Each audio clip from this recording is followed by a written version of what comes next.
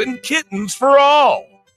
Finally, if this were a political ad, you would hear a statement about who is paying for this, like a political action committee, which raises millions of dollars from the very wealthy with hopes of getting you to vote for the candidate that they think will benefit them the most. The Phillips File is responsible for the content of this ad about the making of a political ad.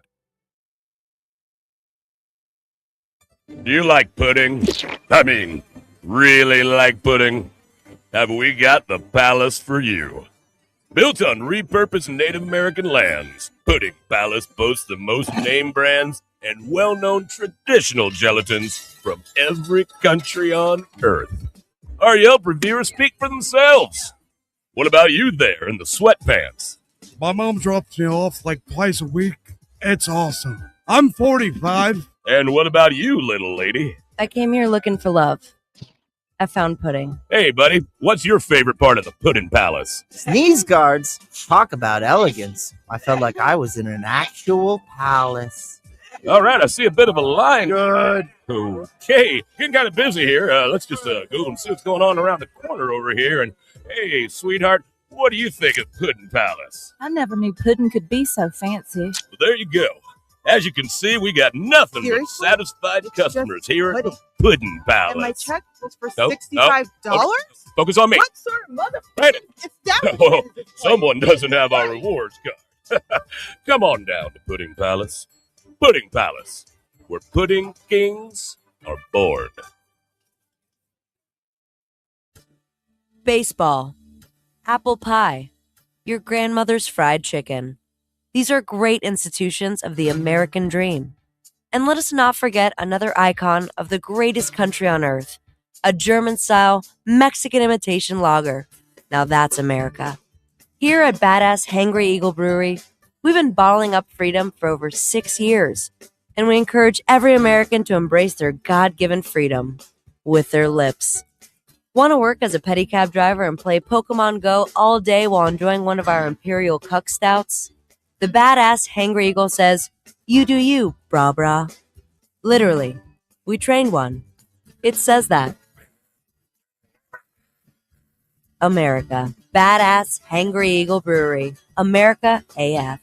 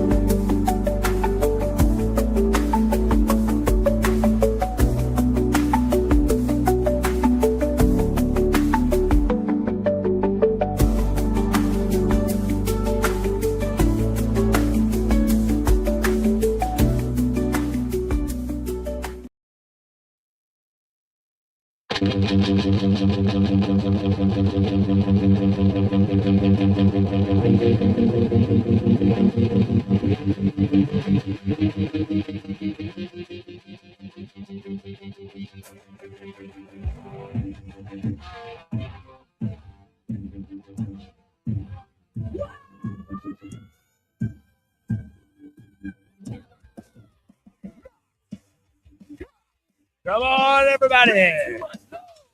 Welcome to another episode of Owen and Dirt's Pop Culture Radio. Woo! Owen and Brittany are off tonight because it's a Mother's Day weekend, and they got a fuck ton of kids over there, so they got a plan for this shit. So it's a Dirt and Bushy show, Dirty Bush show. Do you have to give better presents the more kids you have? I don't know that you have to, but I don't know. What was it, like $500 a kid or something? Oh man, I don't know. You got me on that one because I feel like $500 a kid is really fucking high. Yeah, no, I'm just playing. But no, but here's the thing. Keep saying that because that shit plants that shit in Brittany's head, and then she'll come on here and fucking argue about it. Okay. Yeah. Okay. Yeah. Well, $1 million per child, per Mother's Day, per hour. Man, I don't know what, like, I know what I'm doing tomorrow. I'm going to my parents' house, hang out with mom for a bit, that sort of shit. But like, I know a lot of people that are like, oh, we're going to Mother's Day dinner and all that. And like, I get that. Like, I feel like I see my parents a whole lot more often than if it was like I don't see him very often, or I only see him a couple times a year. Then that makes sense. But like I see him a lot, so I don't feel like it's like, you have to make a giant event. All mom wants is for me to come over and see her. Right. You know what I mean? And I'm not saying like all mine wants is for me to leave. I'm not saying I want to try to do the bare minimum or anything like that, but I mean, I just know she's not, she's not asking for a whole lot. Just come over, hang out for a bit, and no, and but that's like you good. said, when you're an engaged child that helps your parents out, throughout the year, and you're there all the time and stuff. Like, it's not like, you obviously want to make a show of something, card, go, like you said, going right, yeah, exactly, yeah. But no, when you're like basically giving gifts all year, right, you don't necessarily feel the need to pony up as much. Right. Is that bad to say? No, I don't think so. I'm the last person you should ask that question, because I'm also the person that thinks that cards are bullshit. Same. Yeah, same. I'm like, I can write something way better than that fucking You know what's card. really weird? I think cards are bullshit, but I can't bring myself to throw them away. No, I'm the same way. I save everything. Thought. Yeah, exactly. I save everything. I'm like, you put this on me. You right. have now giving me something that I will never use. I'll never see again unless I'm cleaning, and I go to move the pile of them, and I shuffle through them, and I go, huh. I mean, so, I don't know. But am I a terrible person? Because guess what? I'd be lying if I didn't say that I do, when I'm cleaning, move the pile of cards that, doesn't get thrown away inevitably. And, it's nice to say, oh, yeah, that was. So here's the thing that's always funny to me about it. So this is a weird story. On my dad's side of the family, we were never like as close to my dad's side of the family as we were my mom's side when it comes to like my grandparents and stuff.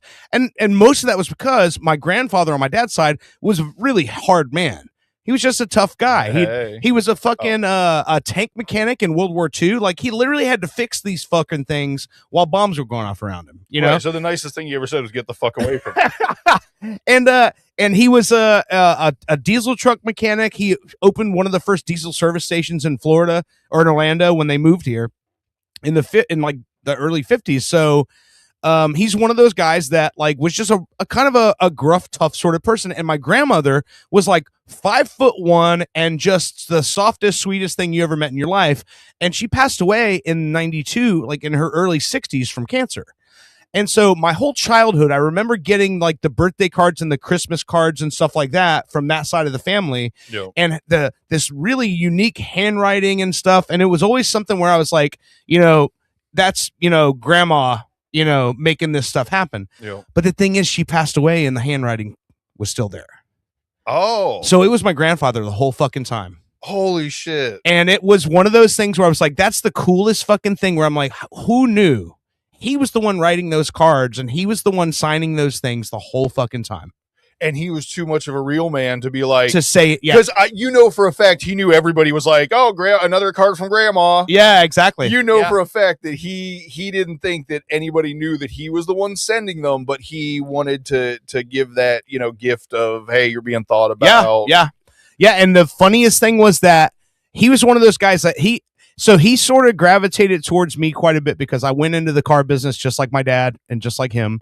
And so we had a lot of conversations about stuff like that. But when he passed away and they had like his estate thing, it was just my dad and my uncle, and all them handled it. And my dad comes home and he's like, hey, your grandfather left something for you. And I was like, really? And it was just this manila envelope. And I remember having a conversation with that, because one of the things I remember about going over to their house, and it was always on holidays, Easter, Christmas, Father's Day, Mother's Day, shit like that, he always had a radio, never had a TV on. I don't ever remember walking into their house when there was a TV on. Maybe when my Aunt Peggy, I say Aunt Peggy, his sister Peggy was over, she would be watching like Matlock or Murder, She Wrote or something like that, but never had a radio or TV on. It was always radio, and it was always playing country music. And so when I started playing country music and started touring around and doing this sort of stuff, I'd shared some stuff with him, and I'd asked him, hey, who's your favorite singer? And he's like, oh, Tennessee Ernie Ford. And then I dug into Tennessee Ernie Ford, and I started covering 16 tons at my live shows and stuff. And I would tell him stuff like that. But it was never like, it was never anything strange. It was like he would never like really comment back. He never showed a whole lot of interest. He was just like, okay. So then he passes away, and my dad says, he left something for you. And I'm like, oh, okay. So I open up this fucking manila envelope, and it is stuff from him and my grandmother in the 50s and 60s, where they used to travel around and go to a whole bunch of country music shows. Oh, And one of the things that's in there is a program from Johnny Cash live. And on the back of the program, it's signed by Luther Perkins and Johnny Western. Luther Perkins was the guitar player for Johnny Cash that passed away in a house fire in the early 60s. Johnny Western was the main character on a like 50s and 60s Western TV show called Have Gun Will Travel. oh yeah. So I'm like, that's cool as fuck. So grandma and grandpa went to see Johnny Cash, and he's like, yeah, keep going. And then the next thing in there is a songbook. It's like piano music, and it's it's Southern hymns. It's all Christian music. It's all like worship music.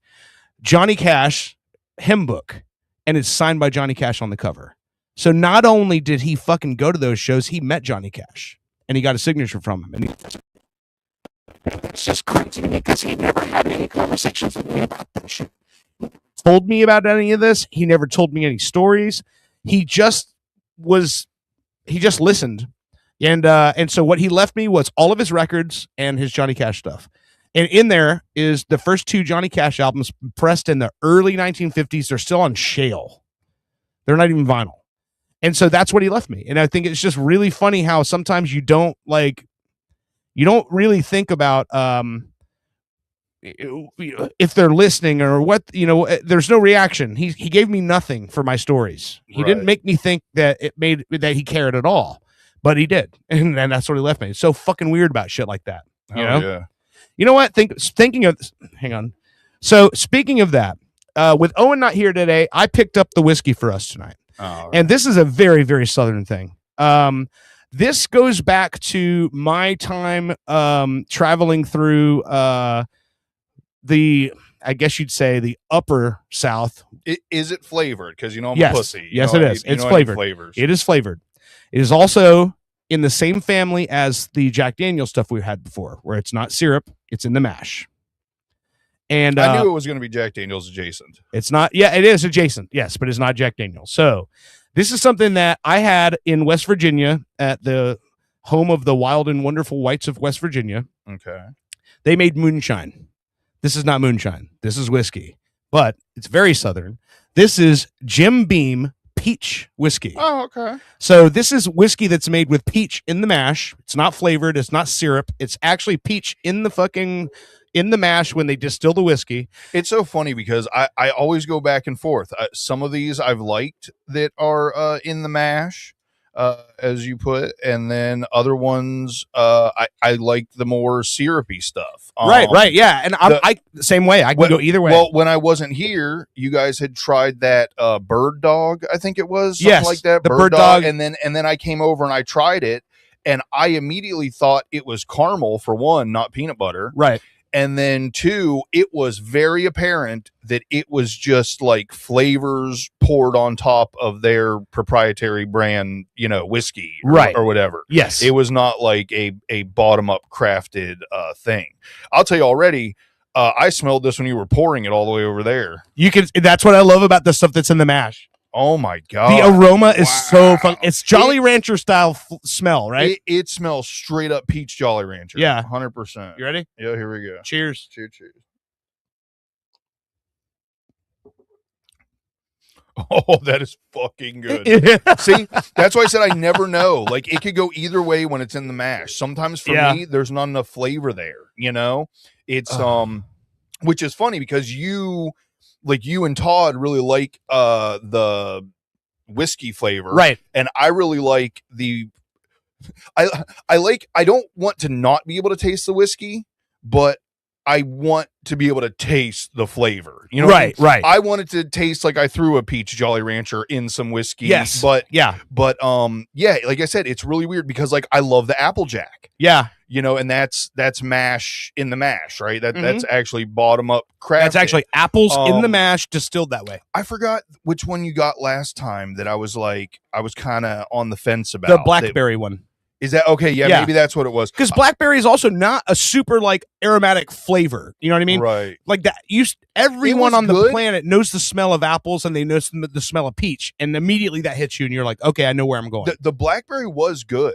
I definitely Yeah. would. It definitely wasn't like it wasn't good. It still had a lot of that bourbony finish, Right, you know, right. It's still And, whiskey. I Yeah. like it too. I like to taste the whiskey, but I want it to finish on the peach or finish on the blackberry or whatever.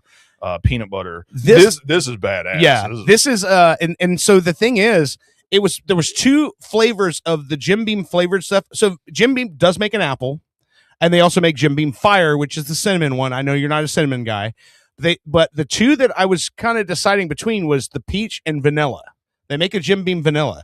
And vanilla is another one of those smells that as soon as you smell vanilla, you know exactly what it is. Yeah. And it kind of leads you down that road. But the reason why I picked peach was because of the experience I've had with peach moonshine, where they literally make moonshine and then they take a bunch of peaches and they chop them up and they throw them in the barrel and they seal it up and they put it away. Is this 70 proof? This is 65. Okay. 65 proof. I was about to say this is hard to believe this is 70 proof. Yeah. Honestly, kind of hard to believe it's 65 proof. And peach, any kind of peach flavored liquor is very, very Georgia thing. Georgia, and so there was a time when everything was regional, obviously before like mass production of shit. And so back in the 1800s and early 1900s, even mixers for liquor were regional. Mountain Dew was created as a mixer That was Kentucky, for right? liquor. Or- No, in West Virginia. Oh. And the reason why they made it was because every like little distillery, it was just a bunch of brothers that made their own whiskey, and so everyone who made their own whiskey would make a mixer for their whiskey, and so they made Mountain Dew. I've had Mountain Dew and whiskey before, and it's not great. Yeah, I'm not a fan. I forget. The only thing I like of Mountain Dew, Crown and Mountain Dew is actually Okay. it's okay. It's not amazing, but it's but no, like any other like Beam and Dew or Jack Right. and Dew or Yeah. Even vodka and Mountain Dew is not fucking good. But for whatever reason, it's like okay and Crown. Yeah, and Crown is a Canadian whiskey, so it's a totally Canadian whiskey doesn't have the really like oaky bite that American whiskey does, so that makes more sense. There's not a whole lot of that cut through. Back when I was younger, the very first liquor that I would ever drink straight was Canadian whiskey. Just some cheap. Was it R&R? Isn't R&R a Canadian whiskey? J&B. J&B. No, J&B is Scotch. I thought it was Rich and Rare. I thought. It was, Yeah, that could be it. Yeah, that could be I it. could have sworn I used to drink. Canadian Club was R&R another Canadian. big one. Canadian Club, Seagram's. I know it wasn't Seagram's. Seagram's, I'm pretty sure it was. Seagram's is traditionally a Canadian whiskey, but they make Seagram's 7, which is the Seagram's American whiskey, which I used to buy that all the fucking time. I don't know. That there's anything that mixed better with ginger ale than Seagram's. It's just like that perfect flavor. 7 and 7. Yeah, and that's one of those. 7 and 7 is 7 Up. Well, Right? it's true. Yes, And yeah. 7 Up is definitely not ginger ale. No. That's like you're right. Sprite You're right. I was or thinking whatever. of something different. So, which is still good. Yeah. But I'm telling you, it whatever that after flavor is on Seagram's, it's just ginger ale. It almost is the aftertaste of ginger ale. It's almost like a gingery. That's why it goes so good together. So when I was back when I used to tour, there's a guy in from Ohio. He's from Dayton, Ohio, and his thing was Jack and Ginger, and that's what he used to drink all the time. And I had one with him one time at a pub. I can't remember where, but he was part of a little mini package tour we did for a while. And I had one with him, and then I drank Jack and Ginger the whole rest of that tour because it was just I'm like, wow, this is really fucking good. Never had that before. But the Seagram 7 and 7 Up, they call it 7 and 7. I had that and I'm like, I like this, but the problem with it, the 7 Up is that it's 7 Up has its own flavor, but it's not very overpowering. Nope. So you end up tasting, the drink tastes way stronger than it is. And me personally, I know I'm going to drink a certain number of drinks tonight. If they're all super harsh, it's going to make my time not as fun. I like to enjoy what I'm drinking. Well, Sprite, you know? Sprite and 7 Up, both, despite being clear, are sugary. Yes. Yeah. I mean, all soda is, but I think Sprite and 7 Up still has I don't know, 54 or 55 grams of sugar in a Yeah. can. And then, Coke is like 70 or 80. Well, and Mountain Dew's I like think- 90. I think both of them are also no caffeine, and that's probably why. But ginger The sugar ale, makes up for the caffeine. ginger ale is only like 35, I think, grams Oh, of yeah. sugar in a can. Obviously, depend on the brand and shit. Yeah. But it's definitely on the lesser side. That being said, still will make you really fat really fast because despite me not, doing a lot of physical things and everything because of my back and my feet and shit, I wasn't like ballooning. Yeah. I wasn't blowing up.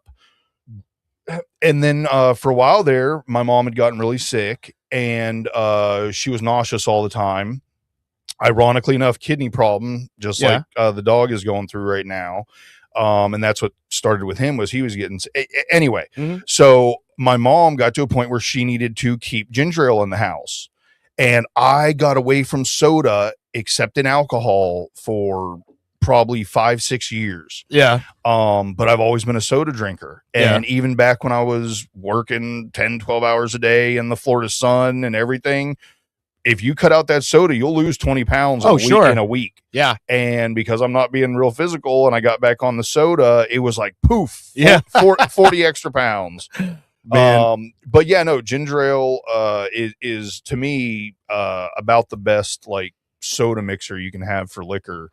Oh, yeah. Because the ginger also has kind of an inherent burn to it. So your mind's kind of expecting, a little bit of a bite. Also it's heavily carbonated. Yeah. So It's funny. Ginger ale and vodka was the favorite cocktail of John Prine. And he was one of my favorite country favorite songwriters in general. And the day that he passed away, it was during the pandemic. He died of COVID. We're all fucking, quarantined in our house. And I'm like, I'm going to the fucking liquor store. And I just went and bought a giant bottle of fucking vodka and a giant and 2 liters of fucking ginger ale. And I just got shit fucking hammered off of fucking vodka and ginger ale while I'm listening to John Prine records. So I will say this. I don't even know if I ever said specifically what I've always got in my vodka glass here, which is Svedka vodka. Yeah. Which I think is the absolute best vodka for the price. I know a lot of people say, oh, all vodka tastes the same, blah, blah, blah. But there's a reason that people pay more for Belvedere and Grey Goose and shit like that. And personally, I think Svedka is just as good, if not better. I always used to get Vox. That was another expensive one. And man, for the price, if you ask me, hey, do you want Grey Goose or Svedka every week? I would still say Svedka, even given the choice. And then of course you introduced me to the Canadian Dry splash of fruit, Canada Dry with this fruit splash, which is just cherry. It's just got a little bit of cherry. And man, so yeah, Svedka vodka and cherry ginger ale. Man, so here's what's funny, right? So we knew going into tonight that we were gonna have no Brittany, no Owen. So I started making a list of things that I wanted to talk about tonight. And one of the first things on my list was just because I'm like, okay, I'm going to talk about what I'm excited about today. Yeah. And I'm like, and I know the way that you are and the way that Owen is. When I tell you guys, hey, I'm really excited about this thing that's happening today, and you guys will get excited for me, but not all the time will you understand why I'm excited and sharing it. And that's why today was way fucking different. Because one of the things I was excited about was tonight was and I say tonight because it happened in Manchester, England. And so the main event was 6 p.m. our time. Hey, and I worked out for us. And I texted you, because we normally meet up at 6, and that's when we start going over show prep. And I texted you and said, hey, if you can be here by 6, I think you're gonna like this. But again, I'm a boxing fan. Tonight was Fabio Wardley versus Daniel Dubois. Oh, and what is exciting about this fight is that we have been accustomed to the Floyd Mayweather style of boxing for so long, where it's like guys don't fight each other. It's like you get like a guy that they'll duck opponents. They'll make the fight seem like it's never going to happen. And by the time it does, it's not as exciting anymore because both of these guys have just aged and it's different. And right now, boxing is battling against UFC because there's a UFC event tonight. Sean Strickland is fighting, and that guy's a mouthpiece. Literally, I've seen 10-1 advertisements for Sean Strickland's fight on UFC tonight, as I did for Wardley and Dubois. And here's the thing that's interesting about it. Daniel Dubois is a former world heavyweight champion. He lost his belt to Alexander Usyk from Ukraine, who is the undisputed world heavyweight champion. He won his belts from Tyson Fury. And even me, as someone who like just lightly knows about fighting and stuff, Yeah. like I've heard the name Usyk, I've heard the name Dubois. I want to say I've heard I keep wanting to say Woodley. Fabio Wardley. Wardley. I keep wanting Yeah. to say Woodley for some reason, but I'm pretty sure I'd heard of Wardley before, but I'm not, yet again, not 100%, so maybe not. You would not be wrong to have never heard that name before, but because definitely the other two, even being Yes. out of the know, I've heard those names. Fabio Wardley is a guy who came out of nowhere. And when I say that, because boxing, for the most part, a lot of fighters come out of nowhere. But for someone who follows boxing, so Daniel Dubois was pedigreed from the time he was like 5 or 6, that this guy is going to be a professional boxer. This guy's going to be a champion someday. He went, through amateurs and Golden Gloves and all of this stuff. And we saw Daniel Dubois come up through the ranks, and we're like, this guy's exciting. Fabio Wardley came into boxing so late in life. He doesn't have a crazy amateur career. He doesn't have all of this pedigree. He's just a guy who all of a sudden bursts onto the scene, and you go, God damn, this guy hits like a fucking mule. He punches like a fucking delivery truck. And then we found out tonight he can take a delivery truck to the face Yeah. and still not go down. And he, in his last, so the politics of boxing, which are less than to be desired. The fight, the belts were all unified with Usyk. Usyk decided not to accept the mandatory challenger from the WBO, because there's 3 main belts, and then the Ring Magazine belt, which is not affiliated with any sanctioning body, they give to the recognized linear champion, right? So most guys, if you hold the ring belt, you're happy with that. That means that I'm universally recognized that I beat the previous champion, so the lineage continues. Okay, I was Right? just about to ask what lineage Yeah. champion is. Yeah. So the lineage continues. The lineage has only stopped in the last 100 years twice. Once was when Rocky Marciano retired at 49-0, undefeated, and never came back. So he retired as the champion, and he never returned. Okay. Which means he never lost that belt. The second time it happened was when Lennox Lewis retired in 2003. He retired as the linear champion and never came back. So then what happens is the first person to collect all the belts becomes the linear champion. Okay. So it's a very historic and heritage driven thing to be the Ring Magazine champion. So that's who Usyk is. Daniel Dubois is 22-2. Or 22-2. The only 2 fights he's ever lost are to Usyk. Wow. He knocked out Anthony Joshua. So it's like there's one guy on the planet that can't beat me. Yeah, yeah, exactly. And then you've got Fabio Wardley, who he comes. I can't remember the name of the guy, and I'm sorry, but he comes out and beats the number 2 contender, the number 2 heavyweight in the world, in the WBO interim bout, where they go, okay, well, Usyk doesn't want this belt anymore. He doesn't want to fight this guy. So Wardley, here, you fight him. And Wardley beats him. So Wardley gets the belt. As soon as they officially strip Usyk, he becomes champion. So tonight was his first time defending that belt. And he went up against Daniel Dubois. And everything on the Vegas odds, on every odds, had this almost a 50-50 fight. Well, let's just say they know what they're doing. But Wardley was favored. Wow. And Dubois was the underdog. And holy shit, I'm telling you, this was, in my opinion, this is probably one of the greatest heavyweight fights I've ever seen. And I'm putting that up against the Riddick Bowe versus Evander Holyfield trilogy. I'm putting this up against the Muhammad Ali versus Joe Frazier trilogy.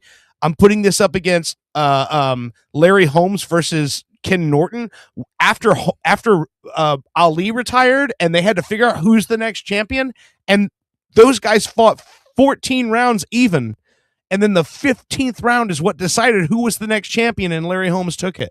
Like, these are fights that are iconic and legendary, and that may have been the best heavyweight fight I've ever seen in my fucking life. Yeah, no, I mean, I probably said it 10 times as we were watching it that it was the best boxing match I had ever seen. That's for sure. Like, I was physically buzzing, like like my skin was like humming by the time it was over, just because it was so none of this fucking, you know, not that all my history is fucking Jake Paul fights or anything, Right. but my recent history has been all Jake Paul fights, or, you know, some pretty decent UFC fights, but I haven't seen anything crazy in quite a while. Like, for me, my best fight ever was, I think it was Forrest Griffin, Matt Hughes or something. I think to me, that was like the greatest fight I had ever seen. And I know we're not talking boxing. That was MMA, it's combat sports. I put that fight right there, side by side. You know, you named all the ones that you kind of put it there with. Well, for me, this was as good as the Forrest Griffin, Matt Hughes fight. And that was what, fucking 20 years ago? Right. So, I mean, absolutely, holy shit. If you want to watch an exciting ass fucking battle of fucking absolute champions, also, though, seemingly not one-sided at all until all of a sudden it was, and then, I mean, poor fucking Wardley, just his face by the end of it. Everybody, even the announcers and everybody, probably except for Wardley in his corner, was like, you guys got to stop this. This has to be stopped. And I know you aren't, and I'm not. Nobody wants to see a fight stopped. Right. And everybody, I'll be honest with you, I kind of let out a breath, like, oh, I'm glad. I really believed that in order for Wardley to go down, he was going to have to die. Yeah, that's the way it looked. I think that man could stay on his feet to death. Yeah. Up until and including death. Man, you know, I saw a whole bunch of the guys that I watch, the sports writers that cover boxing. And one guy had said, this is going to be the Gotti Ward of the heavyweight division. This is going to be the Tommy Hearns and Marvin Hagler of the heavyweight division. And that is kind of what got me so hyped up about it. Jim Lampley said, this is the next trilogy of boxing that we've been looking for. And what's so crazy about it is that there's one belt, just the WBC, which is, by the way, the most lowly regarded out of the three main belts. The WBC belt is the number one. That's the green belt that you always see. It's super iconic. And then there's there's four belts. I'm sorry. WBC, the IBF belt, which is the red belt that Dubois had that he lost to Usyk. There's the black belt, which is the WBA belt, and then this one is the brown leather belt, the WBO belt. That's the one that was fought for tonight. And there's only one belt involved, but this might be the best. I hope that they rematch.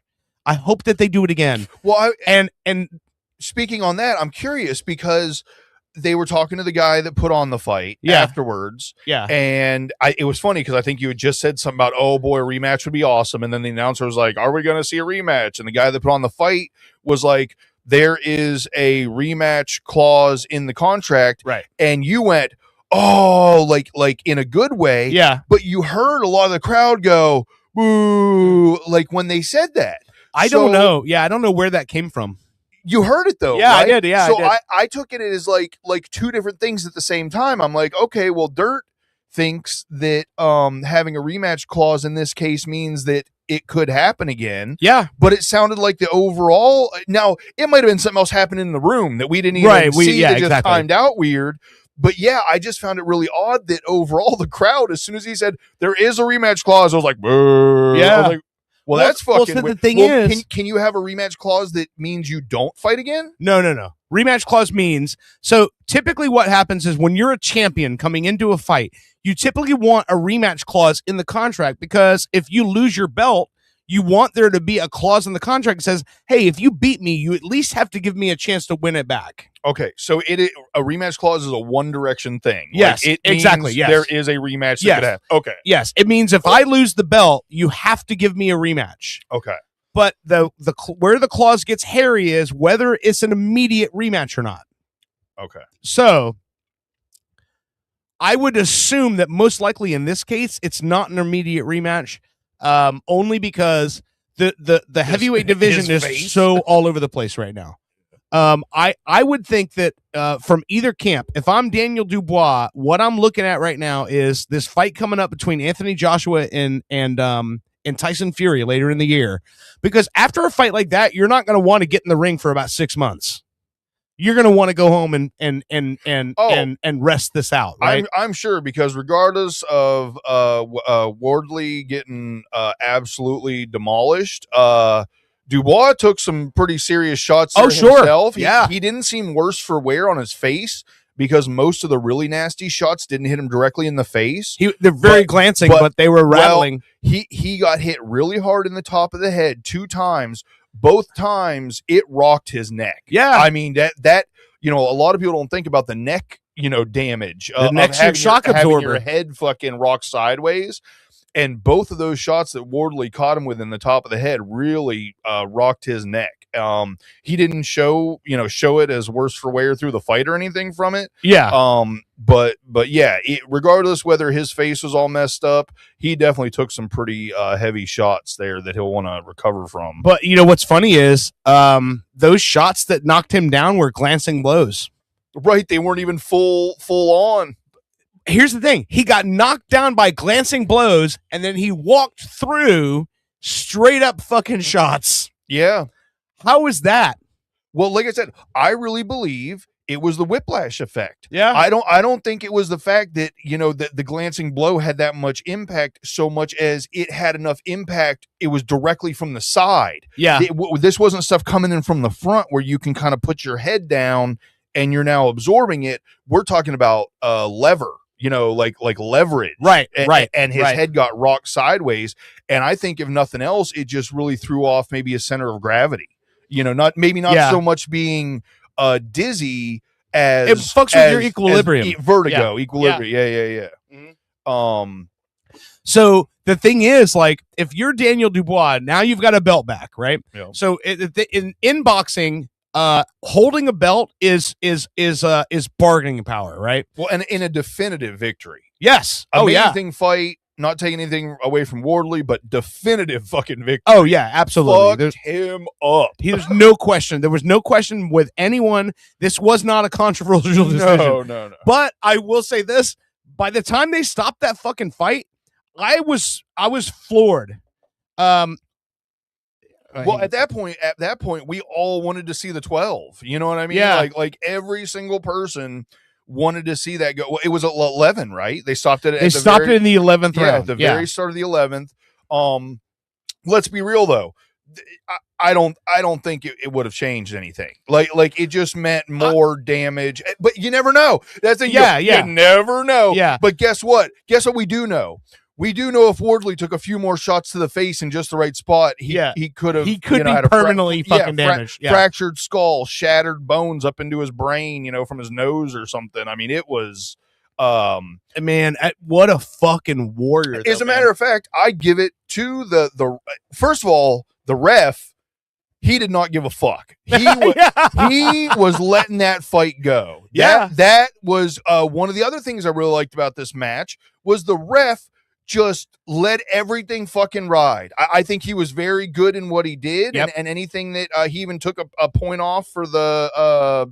Oh no, that was the other fight. What? Yeah. That was different. But no. Just I and the doctors letting him go as long as they did. I don't feel like it was stopped prematurely. No, not at all, not at all. But what I think the referee, what he did was he let them fight. Yeah, he didn't because there was a couple of shots that were behind the head. That stuff like that, where normally it's like if you're really micromanaging this fight as a referee, you're stopping it, going, "Hey, back of the head, let's stay away from that." The only thing he was really on them about was the headbutts, and that's because they were coming together so violently that the heads were clashing. But it didn't really cause a problem. Like there was a bruise on Wardley's forehead from a headbutt, but it wasn't anything compared to the damage that was done by the punches. The punches caused the damage that took him out. And not only that, but that guy. So Daniel Dubois got knocked down twice by glancing blows. Fabio Wardley got his whole face fucked up by sledgehammer punches the whole fight. It did not take a knee the entire fucking fight. Yeah. What a goddamn warrior, man. Well, it's as I said. What was really wild to me was you'd watch him take a sledgehammer to the face. You'd watch him kind of lose, where he was at for a second. Yeah. And he would bend over, and like a video game, it was like he had a special perk that he was invincible during his recuperation phase. Because he would even be bent over and take another couple shots from Dubois in the back of the head or something.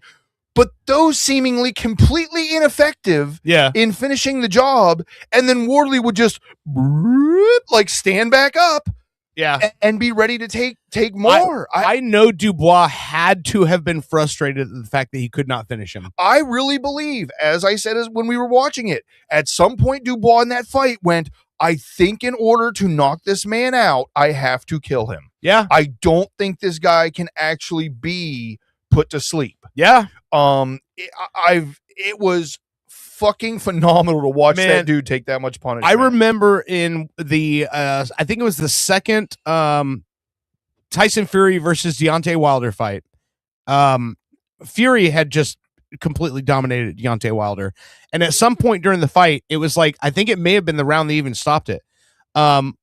Fury is coming at this guy, and he's landing shots, and at some point he turns to the ref and he goes, "What the fuck do you want me to do? You want me to fucking kill him?" Yeah. And Fury literally said that to the referee, and the referee said, "Fight." And so he goes and lands a couple more punches. He goes, and he says after it, he's talking to his dad on the phone when they get to him with the interview, and he's like, "Dad, I'm watching the man's fucking eyes roll back in his fucking head." He's like, I don't want to take this man from his fucking family, but the ref's doing nothing here. Yeah. And so that was one of those fights where you like, as a fighter, you see what Dubois is going through, but at the same point, like every time you thought this guy was like done, he throws a fucking punch back and catches Dubois, where it's like, okay, motherfucker. Yeah. No, and Wardley also always had a look on his face. Every time he'd take a really big shot, he would like look at him side-eyed, like, oh, you think that's gonna do it? Yeah. You thought that was the one, huh? I think if there wasn't so much actual tissue trauma to his face, that fight would have gone to the cards. Yeah, no, I still think Dubois would have won. I think so too. I think, as you know, and I'm not taking anything away from Wardley. I think technically he was a pretty damn good fighter. Yeah, but I just think Dubois, as you mentioned, pedigree, his fucking form, it was surgical. In taking the dude apart. I mean, he was attacking him. Wardley occasionally got some good shots in. Yeah. Period. Right. Dubois dismantled him, body shots, uppercuts, worked the jab, landed. If I had to guess, you think he landed what 80% of the jabs he threw? Yeah. And that's another thing you brought up. The jabs seem to be catching Wardley off guard, like because you're talking about, and just to give you context for the people listening, both of these men are 6 feet 5 inches tall, with a 78-inch wingspan. So you're talking about literal fucking giants, and both from England, which when did that start happening, where we get these giant heavyweights coming out of England? That's never been a thing before until Tyson Fury. Tyson Fury, by the way, 4 inches taller than both of those men, which is nuts. It's all the genetically modified which is meat. But the thing was, let's talk about glyphosate. Yeah, those jabs. I don't want to talk about glyphosate. Sorry. Go ahead. Those jabs from fucking from Dubois were catching him off guard. Yes, it looked. I paralleled it to video games as I do everything in the real world. Yeah. If you're playing a video game and a certain distance of dodge Yeah. has always managed to keep you safe. Yeah. In your mind, that's how far you have to dodge or lean, whatever you want to call Yeah, it. lean back or what? Yeah. It definitely, for the first 2, if not 3 rounds, looked like Wardley was completely shocked every time he leaned back and would catch the jab to the face. He was like, well, that doesn't happen. Yeah. And I really believe it's because he hadn't fought a lot of other guys with that reach. Yeah.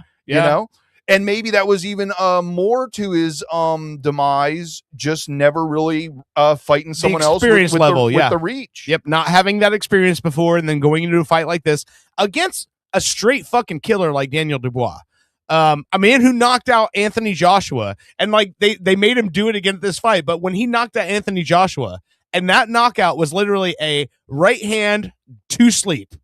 And he screamed into the fucking camera, "Are you not entertained?" Yeah. And then they made him do it again tonight, which is never as good as when it was just, right, like happened. Yeah. off the cuff. Yeah, I You don't know could why even tell. they He was made like- him do it again where he was like, "What are you doing, guys?" and you could tell it was very lackluster. He's like, "Are you not entertained?" Yeah.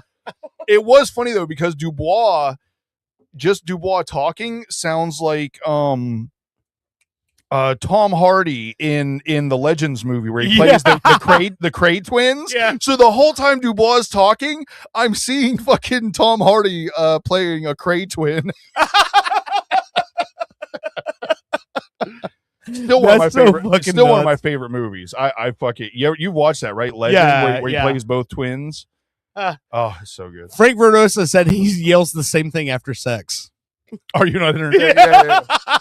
I just yell, "I'm sorry." I used to yell, "Rufio," but that didn't go over too well. I yell, "This has never happened to me before." Also, not a liar.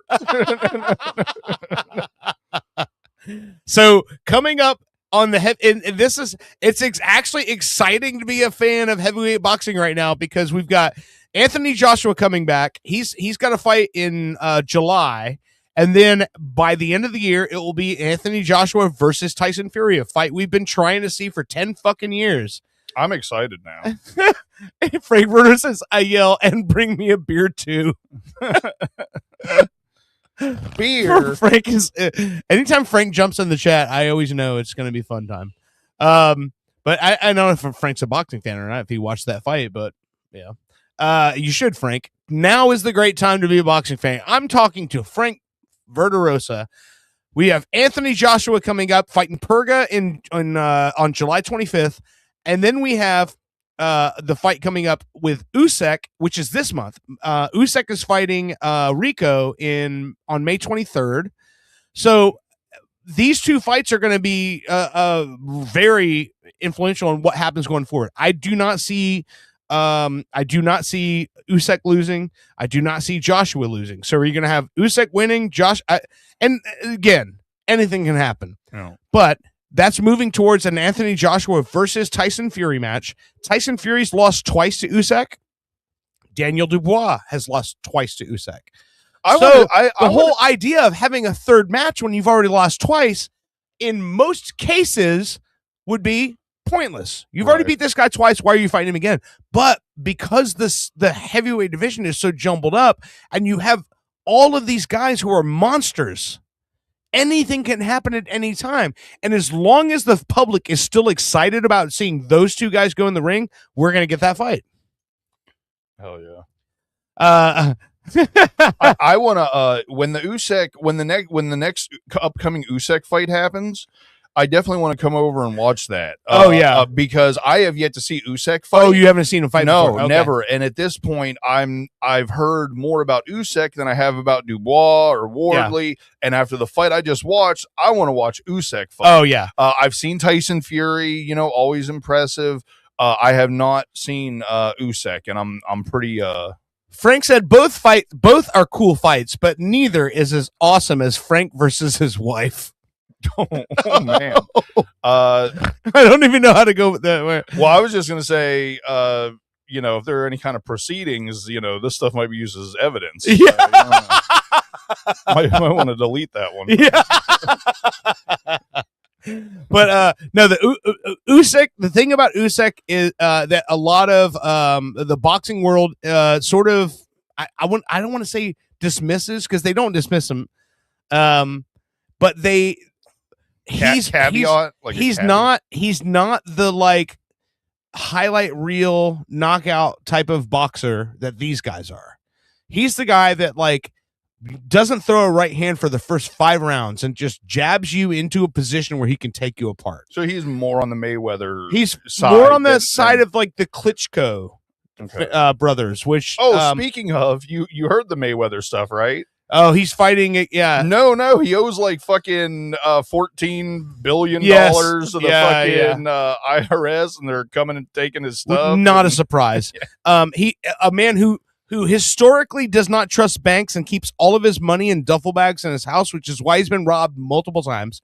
And also, he's fighting on September 25th, I believe, against Manny Pacquiao, a fight that he had in like 2016. A guy he dodged for a decade.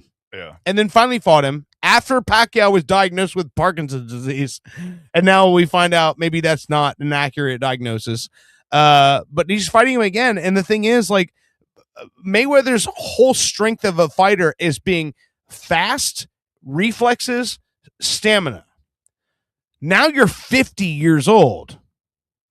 Those things are the first to go in your toolbox when you get to be that age. I haven't seen him fight in a long time. Manny, do you think they're going? He hasn't fought since 2017. Mayweather hasn't? Yeah, no, I mean, not including Logan Paul, but like, wait. But not a real fight since 2017 when he fought Conor McGregor. And Conor McGregor put it on him for 5 rounds before he finally turned it around and beat him. Right. So now he's coming back against Manny Pacquiao, who has fought recently and is a power puncher, and power is the last thing that goes away when you get older. Okay. So it just doesn't make any sense to me, but he always walked away with this, 50-0 undefeated record and said, this his lineage, his reputation, he doesn't want to, tarnish it, but now you're going to tarnish it because you spent all your fucking money. Because you're a fucking moron. Well, but see, so that's the funny thing that I wanted to bring up, and I exaggerated. I said he owed billion. I think that I seen something that said he owed like $9 million. Right. Or maybe it was $90 million. Yeah. Regardless, not a lot of money to that guy. No. Right? Yeah. Even if it's $90 million, like you would that's think. You would think. Because, well, my buddy had messaged me, and he was like, oh, Floyd's going to be broke. And I'm like, I don't know that that's accurate. Here's the thing. So when you look at purse money, the thing you have to count into that is that all of the people he has to pay out of that purse. Okay. Trainers, managers, accountants, all these other people. Ferrari dealers, watch sellers, a fuck ton of people. Johnny Dang. I would be remiss if I did not mention that a lot of fucking boxers end up broke because they see all this money and all these numbers, and he's talking into a fucking stack of money with 50 Cent, and then 50 Cent ends up doing him wrong, and now 50 Cent trolls the shit out of him. I've dealt with it at a very microscopic version of that, where very young in life I did make a lot of money. And it has made me bad with money my entire life. Yeah. Partially just because I didn't decide to and buckle down and become learned, about being good with money. But I know for a fact, when you're not even 18, making $1,000 a day, sometimes an hour, and there's just always money for a couple years when I got bored, I went shopping. Yeah. Because I was bored. Yeah. When you live that way, even for a couple years, especially, like I said, when you're developing your early viewpoints of the world, you're deciding who you are as a person and who you're going to be for the rest of your life and those developmental years. Yeah. So I just I'm convinced that that's part of the reason that I've always just been easy come, easy go. Yeah. When it attitude when it comes to money, and I was always very generous. Yet again, easy come, easy go. Usually people that don't believe that aren't generous. Yeah. It's nuts, man. It's going to be a wild ride for the next 6 months, to the end of the year, of what's happening in the heavyweight division in boxing in general. So yeah, I'm looking forward to it. And what I think is interesting is that so you look at fights. They always go fight. Styles make fights, right? So if I'm choosing, and I go, who do I want to see Daniel Dubois fight next? Do I want to see him go against the winner of Anthony Joshua's fight? Do I want to see him go up against Tyson Fury? Because Daniel Dubois has never fought Tyson Fury. I'll tell you who I want to see him fight is David. I'd love to see that little motherfucker get slapped this shit around. But my answer, I want to see him fight Fabio Wardley again. Yeah, I would. It would be. It's a year down the road. Yeah. There's gonna have to be a year recovery before that fight happens. I wouldn't want to see it until they're both at their peak. But I would love to see those two go at it again because I know Fabio Wardley learned something in that fight, and he's going to bring something different into the fight. He's going to learn. It's going to be a different fight. And as you mentioned, never took a knee, never really went down. Nope. So I even said that.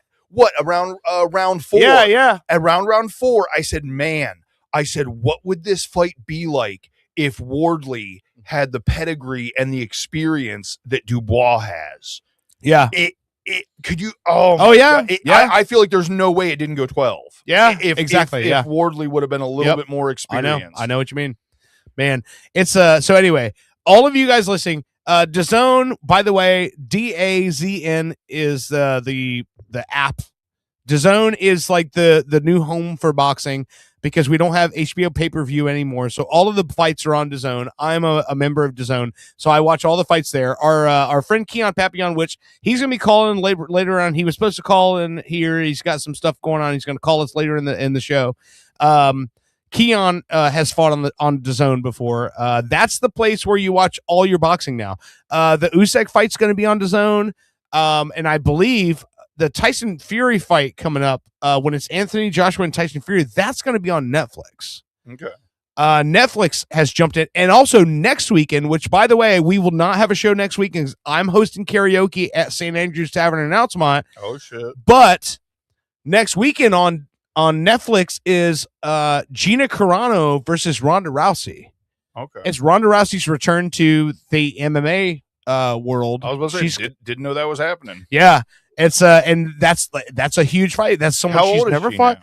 Now? I don't know. She's not that old, but she 38. So Ronda 40? Rousey is an interesting story. She kind of is the reason why we have women's MMA. Yeah. Because Dana White never saw any value in it, and then he saw Ronda Rousey and said, "Oh well, shit, maybe this can work." And then she became like the face of it. And then she lost a couple fights, and then she went into WWE and made a name for herself there. So she is 39. Okay. So she can still come back and put absolutely a year or two in. Dude, she is a pedigreed judo artist. She was competed in the Olympics in judo. Yep. So yeah, she's got a ton of she's got a ton of experience in that world. I feel like I could be totally wrong, but I feel like you've got less years in MMA than you do in boxing, right? Oh, absolutely. Okay. There's way more wear and tear. Gina Carano, by the way, is 44, so she's a little older. Okay. But I mean, they both have a very deep pedigree in combat sports, so it's going to be a big deal. Netflix is starting to do so much more of the live sports stuff that it's making it interesting because that's where we watched the Tyson versus Jake Paul fight. Yep. That's where the last Tyson Fury fight was at. Jake Paul versus Anthony Joshua was on Netflix. Now we've got Gina Carano and Ronda Rousey, and by the end of the year, we're going to have Anthony Joshua versus Tyson Fury on that platform. So super new to the world of combat sports is have Netflix on board. Well, and you know for a fact Netflix has invested in the infrastructure since the Jake Paul one. You know what I mean? Oh yeah. I doubt that we're gonna have where it fucking shuts the service down again. I believe there's also a live event tomorrow night. Let me look this up to make sure I'm not crazy here, but I think there is a live event on Netflix tomorrow night, which is hang on here, typing. It's terrible too, because there was another thing I wanted to bring up about this boxing match, and then but I do try to listen. You know what I mean? Yeah. When the other person's talking. Yeah, you know, yeah. like, and I'm like, fuck, what was that thing that I don't want to just keep saying it over and over in my head. And Yes, I'm not there listening to is. what okay, what do we got coming up? Tomorrow night at 8 p.m. live on Netflix is the roast of Kevin Hart. Oh, okay. Yeah. So, and that's Who's hosting? Does, let's see here. Frank Verderosa. Hold on a second. Here it is. It's the finale of the Netflix's Joke Fest held at the Kia Forum in Los Angeles. So you're talking about like basically the place where the Lakers play. That's Okay. where this is going to happen. Let's see if it tells us who is the host. Oh, Please say Jizzleneck. I know it's not, but Shane Gillis. oh, okay. Yeah. Okay, that's you know what? I'll put that in probably my top 3 Yeah. of who I'd choose to fucking. Shane Gillis is the MC of the roast of Kevin As a Hart. matter of fact, when you said Kevin Hart roast, I kind of went, it's you know what I mean? In my soul a little bit, I went, it's not going to be like a really go hard one. But you say Shane Gillis is the host, and that guy don't give a fuck. Like he goes all the way in. So they have kept the full lineup of performers under wraps. The only confirmed roaster is Jeff Ross. well, yeah. But it's they said it's expected that we're going to see Dwayne The Rock Johnson and Nikki Glazer. Okay, Nikki Glazer. Yeah, but Dwayne The Rock Johnson, because The Rock and Kevin Hart have history. Well, yeah, for and, sure. And so that will definitely be good. I'm just saying, I'm going to be real. Yeah. I don't usually get to the point with celebrities where I'm like, kind of over it, because I don't really like, concern myself with that world deeply. I'm not like always looking at what celebrities are doing. You cannot avoid the fucking Rock. Like, yeah, I know. You heard the whole thing where he's made like 7 different videos at this point for his first time ever having In-N-Out Burger. Yeah. I'm just, I think The Rock is at that fucking Garth Brooks.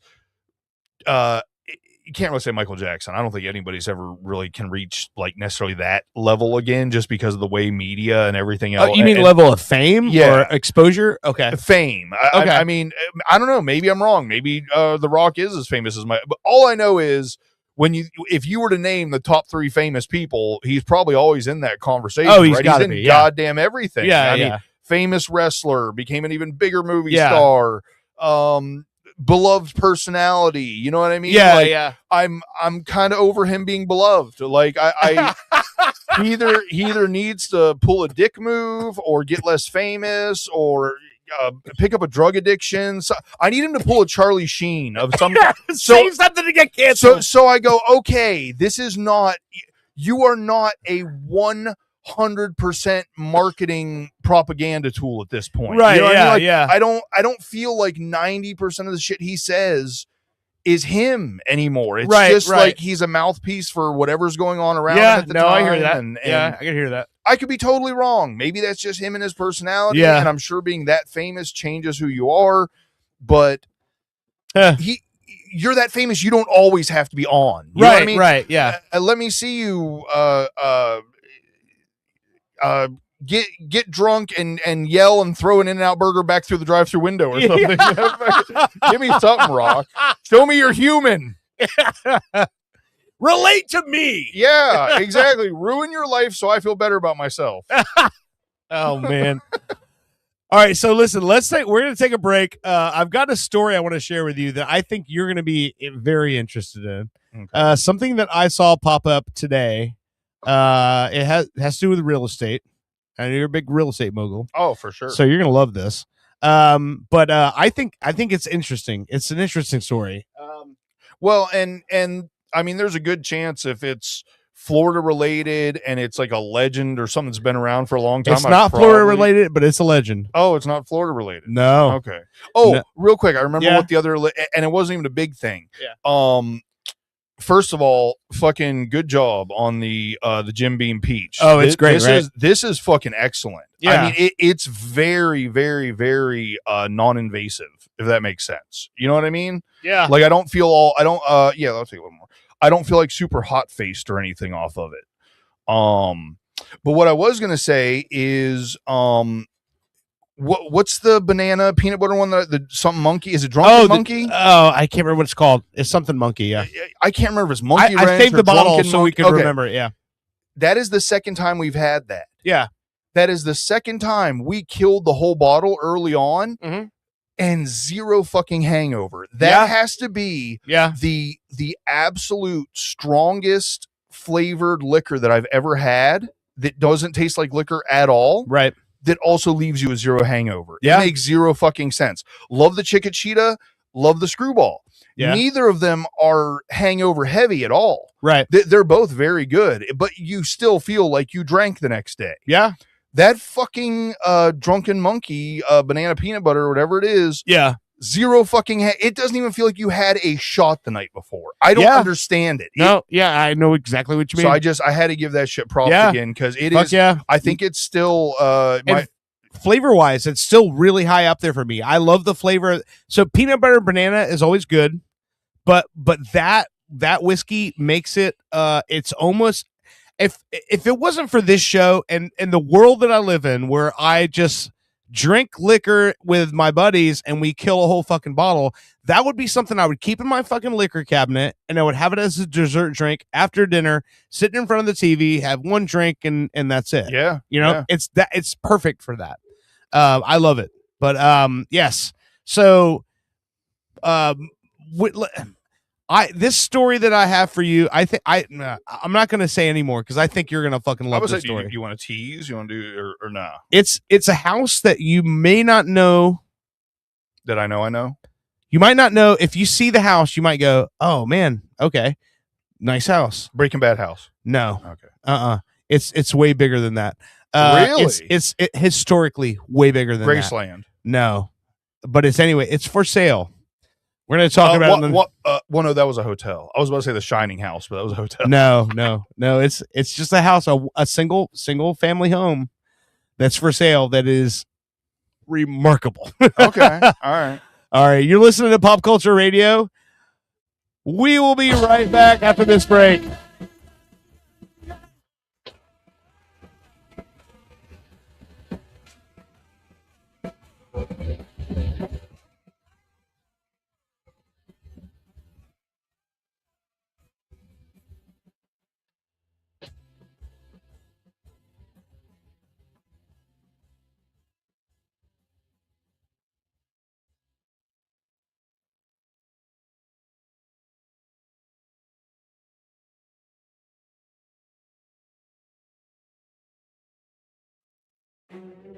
Do you handle sensitive information across your servers, but hate taking the responsibility of serious repercussions if they're mishandled? Introducing Hillary Mail. It's like Snapchat for national secrets. My ex must have accidentally sent me nudes. What? No way. Should I open it? Let me see. Yeah. No way, Jose. En español. Soy tu abuelita. Nothing sticks on Hillary, and it shouldn't stick on you. I just emailed my boss and told him off. Aren't you worried you'll be fired? Nope. I mean, you're gonna be fired. I got Hillary Mail. Mike emailed awfully late. Stand with you if you stand with me, regardless of what you stand for. Hillary Mail. For when you just want to do whatever you want to do. I often wonder what kind of a future we're going to leave behind for the children, you know? Hey, John. Howdy, Belle. You all right? This is John. He's been a Continental truck driver for over 35 years. They said, basically, you can't have the trees no more. Can't chop them. There ain't none left, which I know is false. I pass them by every day driving. Recent congressional hearings have decimated his trucking routes, carrying precious timber from Washington State to Washington, D.C. They call it damaging the earth. What about me? I need to feed my kids, and that's by driving a truck filled with lumber. The future concerns me right now if I have enough money to feed my kids, yeah? Environmental groups are petitioning against American jobs at an alarming rate. citing global climate change on so-called deforestation? Tell your state senator that American jobs are more important than trees. The planet can wait. John can't. This message paid for by Americans for Work. After I got food poisoning from hamburger paste and McFrugal's, attorney Crab Newberg was able to recover $6,900 for me. Thanks, Mr. Newberg. You're welcome, Cinnamon. I was honored to recover $6,900 for Cinnamon after her severe food poisoning, and I'd be willing to help you too. I've graduated from an accredited law school and passed an intensive examination in the state of Florida. If you've been given a raw deal from food paste, simply go to askthecrap.com. With Crab Newberg, you've got a case. Orlando's Super TV3 presents a real world comedy filmed in front of a live studio audience. Locker Room Talk Live. Let's see what the boys get themselves into this week. Make sure there's plenty of towels in there for when the racquet ball game is over with. We gotta mop the shower real good this week. I know they go and pee in there. That's not pee, though. That not pee, though? Hey, I just checked my 401k on the way down here. I'm rolling in it. Rolling in it, Bobby. I bet you'll let me grab him by the huh? Yeah. You should be so lucky I get my hands on your mother's you son of a bitch. Holy moly. You goddamn you have offended me, sir. Hey, I'll stuff you back in there like a goddamn bowling ball. Oh, yeah? Well, your mother has the size of her and if you don't like it, you can take it and shove it way up your Stop touching him. I'm the stork. Your mother. I'm the stork. They're marching around for real. Oh. Tune in at 8 to see what people are willing to accept this week. Locker Room Talk, tonight at 8, only on Orlando's Super TV3. You've seen the phenomenon of making a murderer. Now it's time to go a bit deeper. Super TV3 now brings you Making a Shoplifter, the documentary tale of a man accused of an unspeakable crime. Do you know why we brought you in? No. Oh, you know what you did? No. You stole something. I ain't stole nothing. What was it? I ain't stole nothing. Yes, you did. I bought this with 2 quarters. I had them the whole time. What did you steal? Nothing. The riveting drama. I don't know who planted them crumbs on me, but they don't want me out of this security booth. The shocking admission. Hey, hon. Yeah? What you doing? Nothing. What you doing? I don't know. Yeah, well? I don't know. Yeah. You know. Well, what they got you there for? Yeah, I've been sitting here about around 18 minutes. Ma, I really have to pee. At the mall? Drama unhinged. We have the evidence, the surveillance tape. Your Honor, he stole a bag of bugles. I hate bugles. Sir, you are currently wearing bugles on your fingers. Playing witch fingers don't make me guilty. I just like to have a good time. In a new 18-part series, Making a Shoplifter. Don't miss a single second. Only on Super TV3. Yesterday's realities are today's fantasies. Hey, I'm Hetty Violet, caretaker of Astor Farms, Florida's newest and oldest rentable bed and breakfast. Astor Farms hasn't been updated nor upgraded since its construction in 1845. With no running water or power, you'll be able to live like your ancestors did, but on today's dime. If these testimonials don't sway you, nothing will.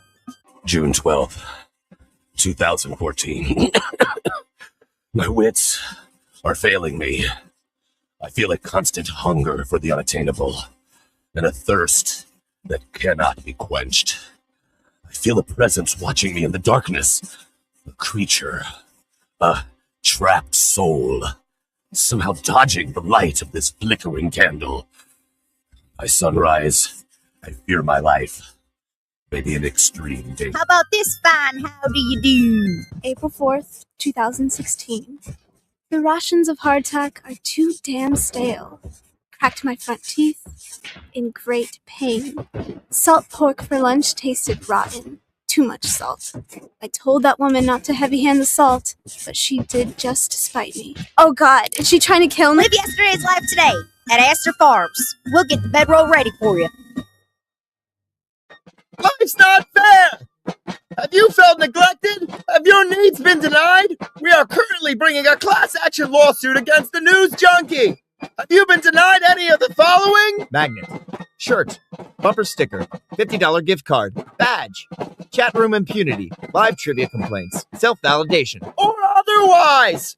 If you've been wronged, please don't delay. Take back what should have been yours. Join the ASCII class action lawsuit today. Now, from Future Entertech comes the latest killer app, Sicker, taking care of your tomorrow today. Call in sick while avoiding accountability. I couldn't believe it. I had this super hot guy stay over, and I just couldn't even. All I had to do was answer a few simple prompts. Dear boss, with my deepest regrets, I, Angela, am unable to perform my duties today due to... No, I'm sick. Stomach, headache. I'm sick. Sincerely, Angela.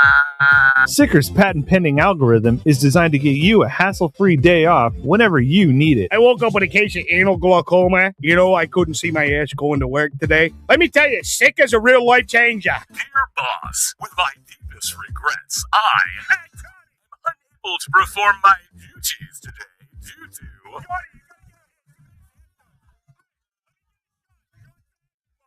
Sincerely, Sicker, taking care of your tomorrow today. For centuries, humans have pondered their place in the cosmos, waiting for proof of alien life. Until now. Wow. Are you watching this? Incredible. Incredible.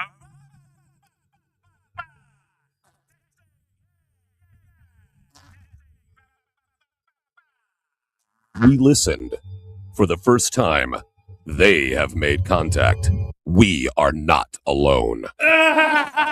Just gonna get this thing off this helmet, yeah? I think it's ripening, you know? I've been fighting in this thing. Fighting in this thing since Pluto. You know what it smells like? Fighting in this thing, it's just recycling in my helmet here.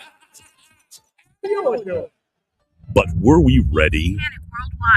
Now leaving the European Union, that makes 12. Oh, the humanity. Hey, come here, pull my finger. Come on, pull my finger. I'm cooking up some hot chili here. Come here, come on, pull my finger. I got a hot one in the tube. Come on, pull it. Hey, Mr. President. Can humanity survive? He can't be intelligent life. Had we built that damned wall. Tune in to Fartificial Intelligence, only on Orlando's Super TV 3. In a world of journalistic excellence Can I get your opinion? comes a man with no formal training. How do you feel about Kraft Newberg? This is Fritz on the Street.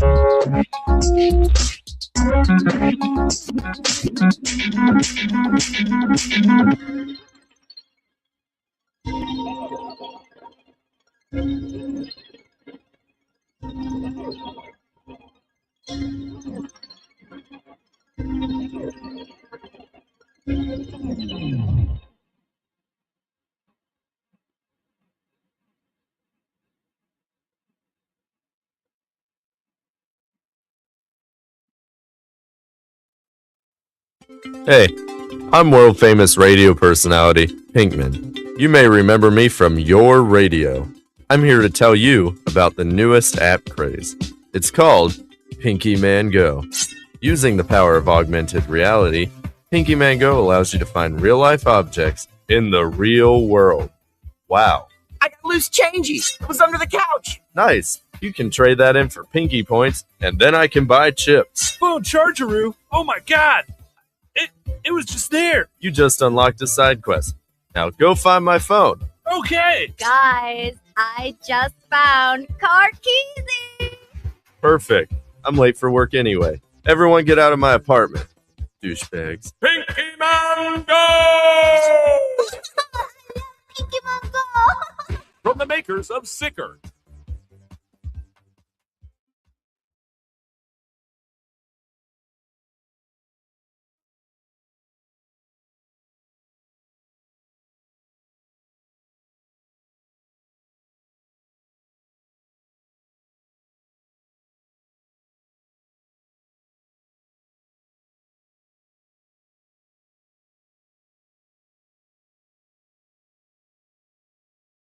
Hi. I'm Sergeant Barkus Clayton. In the 2 decades of my professional career in Central Florida, nothing has twisted up my gut more than the cowards who've taken the baby swans from Lake Eola. The poor mother goose calls day and night for her babies, and now she's calling me. The so-called signet caper is nothing more than a depraved, hollow individual seeking out the most innocent life form to torment and terrorize. I vow to track these suspects down using force if I must. If you're the one who did this heinous crime, me and the crime ender's gonna find you. Only a jackass would do something that stupid. Or maybe you don't have a brain in that ugly head of yours. If that's the case, I can't help you. But I will find you.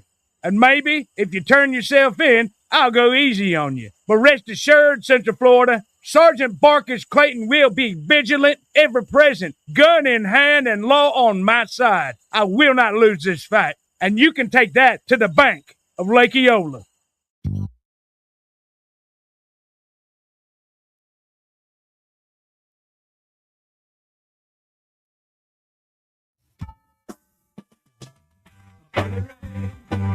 A song to say, a shot window, singing I say,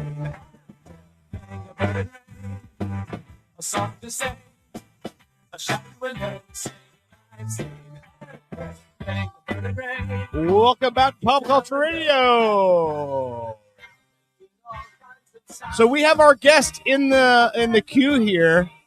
Again, man, that camera is moving around all over the place. I don't know what's happening. I think he's balancing on his knee. Maybe he's got a lady friend taking care of business. I mean, maybe, but I think I gotta announce him as the name he put on the on the screen here. I think I have to, right? Yeah, it's only right. I mean, if that's what he chose to call himself. Yeah, exactly. Hey, let's hear for Keezy, everybody. Woo! What's up? What's up, y'all? Yeah. Imagine like cheering sounds here. Yeah. Are you using the name Keezy now? Is that what everybody's called you for a while? They've been calling me that for a while. I just, pick and choose. No, that's good though. Keezy on the track. Keezy, Jeezy, Yeezy, it's all kind of shit, man. Hey, so did you watch the replay of that fight? I didn't watch the whole fight. I just caught some highlights. It looked like a good fight though. Yeah. Did you see the fucking damage that was done to fucking Wardley's face? Yeah. I didn't see the aftermath, but I saw a good bit. Dude, so here's the question I have. So do you know anything about Fabio Wardley at all? I watched him twice, maybe. I didn't really watch much of him. Yeah. So, he doesn't have like an extensive amateur background. He's kind of one of those guys who like came into boxing and just sort of happened into it. And then you have Daniel Dubois, who's like pedigreed from the time he was like 5 or 6, that they're going, this guy's going to be a future champion someday. Like how much do you think that affects that fight outcome? Well, it's starting like out of nowhere. No, like for you. So you started boxing when you were how old?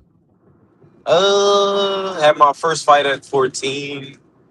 I guess 13 or 12. Okay, how many amateur fights did you have? 67 or 71 to be, I think. One of the two. Exactly, right?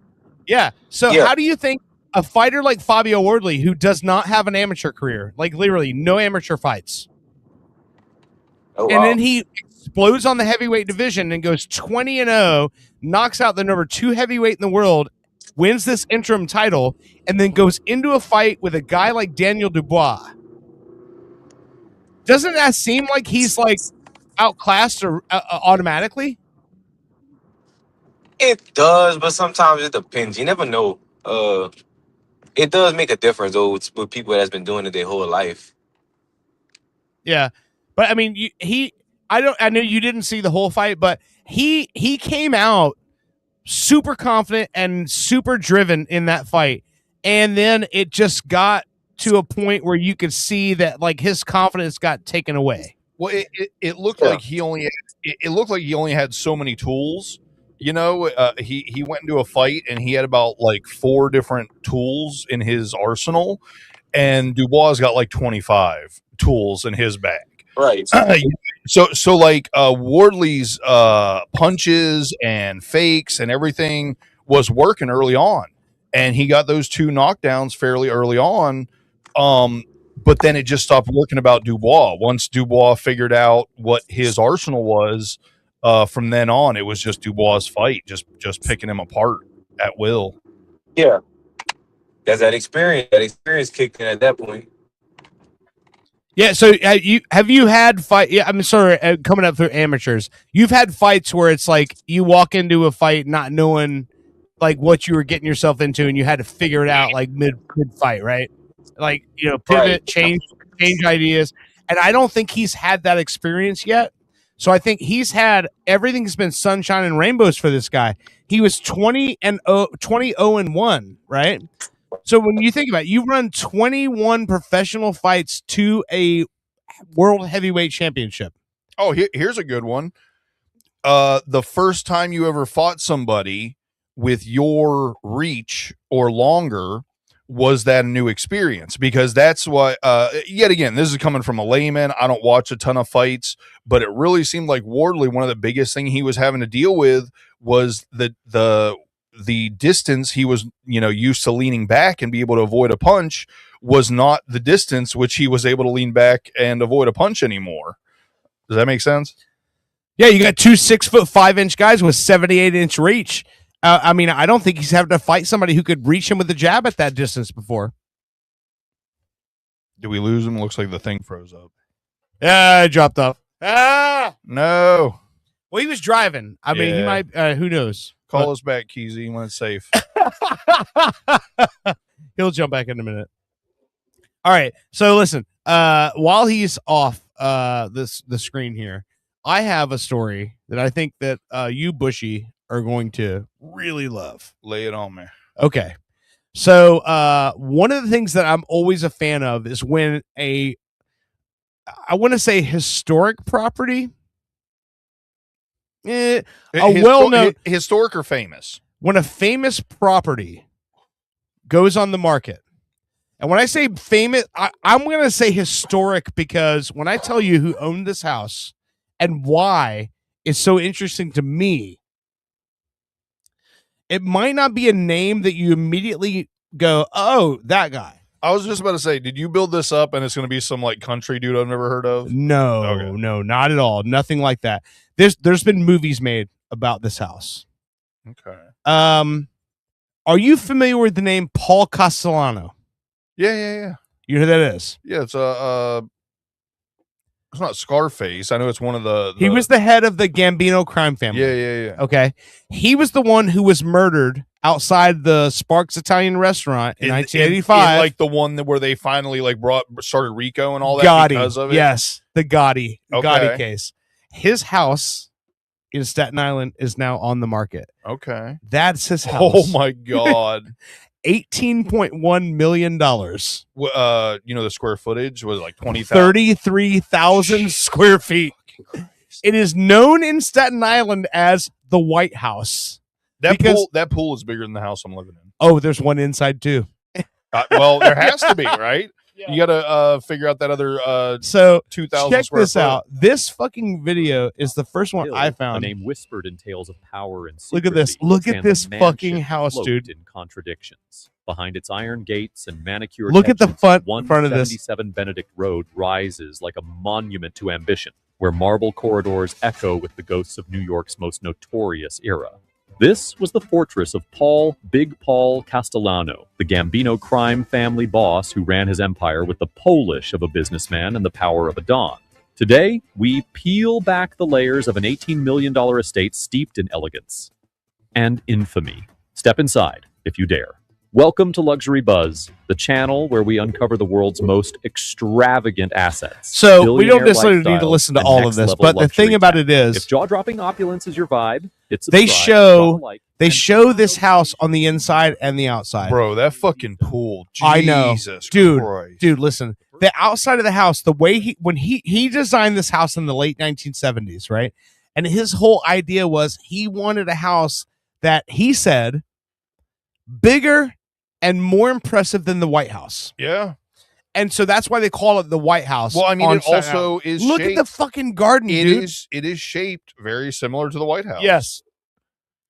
So this house is 33,000 square feet. It has 17 bathrooms. Look at those gardens. Did Yeah. you see that? Holy balls. 17 bathrooms and 8 bedrooms. The I've rest always of the wondered. house, I've always wondered, and I know this is a joke that's been done before, and it's honestly more just a genuine question. If you own a home with 17 bathrooms, do you make it a point to use everyone at least once, or do you just like this is the I would, or do you just this is the closest one to Yeah. the room that I stay in the most, and all the other bathrooms are so I don't ever have to see or hear anybody pooping around. Yeah. right? Like No. And okay, good question. Here's my question, right? So this guy was I would fucking. I would assign people their own personal bathroom, right? Like, I mean, I don't even have. Listen, Paulie 2 times doesn't use the fucking bathroom in the main hall. You use the bathroom in the fucking pool house. I don't even have 17 friends. If I had Yeah. 17 bathrooms, you guys could all literally have your own Oh, bathroom with your name on the fucking Look at that. door. Look at that. Look at the gardens. Yeah, that's what I they're was all saying. like, They're all, yes. they're all swirly and shit. Look at the fucking main entrance. Jesus Christ. This thing is literally a fucking mansion, right? And of course, my dick gets hard for marble work. Yeah. That fucking So- chandelier. Yeah. So think about this, right? So this is the house that Paul Castellanos designed and built for himself on Staten Island. And here's the thing that's interesting. So he commissioned this house to be built in the late 1970s. It was finished 1979, right? In 1985, he gets murdered outside of an Italian restaurant in Manhattan that was ordered by John Gotti. The hit was ordered by John Gotti. When I see this and this video of this house, I go, why the fuck were you anywhere else but home? Yeah. Yeah. Why? Why? Yes. Why did you go anywhere? There's nothing that Italian restaurant there could have done for you that you couldn't have had them just go, hey, I'm Paul Castellanos. I'm the head of the Gambino crime family. Come to my house and make the meal here. I'm going to be real, and I can probably give you the actual answer. Yeah. In order to reach this level of success in that type of lifestyle, you have to believe you're invincible. You have to believe you would live every day in fear and never leave your house. But at the same time, if you're that person, you're not going to have this house. You're not going to be this success. Yeah. You have to be borderline an insane person to reach this level of success in criminal enterprise, especially back then. Yeah, when it yeah. was like, what are you talking Look about? at that. Yeah. Look at the room, the wine cellar. Like they're showing this house, and I'll post this And link in the the comments. grossest part is he had that. It probably took him longer to build it than he got to enjoy it before he got killed. Yeah, look, that's the indoor pool. Oh, look, it faces the harbor. There's fucking glass all the way around it, facing the harbor. The outdoor pool goes right up to the back of the house. I mean, it's literally everything you've seen in every fucking mob movie. That's what this guy was living in. Yeah. For a very short period of time. Yeah. for 6 years. That's like I was watching Look, that's his garage. I was watching a Trap Lord Ross video last night, and Trap Lord Ross is a guy from the UK who has basically become known as the not necessarily hip hop historian, but definitely drill hip hop historian when it comes to the drill sect of rap and also all the gang wars and stuff like that. Yeah. And he did a video on a guy named Little Jeff, and the video that I watched last night was 3 hours and 20 minutes long. And the top comment was, this documentary was longer than Lil Jeff's career. Which, oddly enough, was actually true. The guy only came out with one album, and it came out after he died. After he'd already been killed. Yeah, really? It was wild. I haven't heard it at all. I'm going to have to go look into it after That's all the lounge in his house. Yeah. Look at that. Like I said, for me, it's flooring, man. My eyes go right there, and every single room has a different badass floor in it. The dining area. Look at this shit. It's nuts. It's so crazy, but it's also way over the top. Like, you know. Well, yeah, but when you got so much money, you don't know what to do with it, and you're burying it all over the place. You build yourself a fuck you house, dude. I still will say, my opinion is that look, that's him dead on the concrete outside of the fucking Italian restaurant. So I feel like the Italian mob era of America, which I say goes from like, look, here we go. Listed for 18 million. Hang on. 18 million. It's here we go. 33,000 square feet, sits on 2.3 acres of land. And that's mostly house. 8 bedrooms and 17 bathrooms. Those bathrooms or the bedrooms must be fucking massive. Or it's that the rest of the house is filled up with rooms like that. Well, no, definitely you've got a ton of dining rooms and common rooms and stuff. But regardless, usually when you hear about a 30,000 square foot mansion, there's 24 bedrooms. Yeah. Or 18, not 8. Right? Isn't that what you said? It was 8 bedrooms. Mm-hmm. That's nothing in a 30,000 square foot house. I know. Yeah. There was. You said there was 17 bathrooms. Yeah, 17 bathrooms. Because they got bathrooms in the common areas. Yep. You're hanging out in the lounge. There's a bathroom. I've never even back. Look at that garden. Even back in the day, watching Robin Leach and Lifestyles of the Rich and Famous, it's always 20 plus bedrooms in a house that big. So that's kind of crazy. It's nuts to me. I think that the era of the Italian mob, that era of America, will always be something that's like super interesting to me because... Which is why I'm so enthralled with drill, because it's basically, imagine if all these guys made rap songs. Let me rephrase.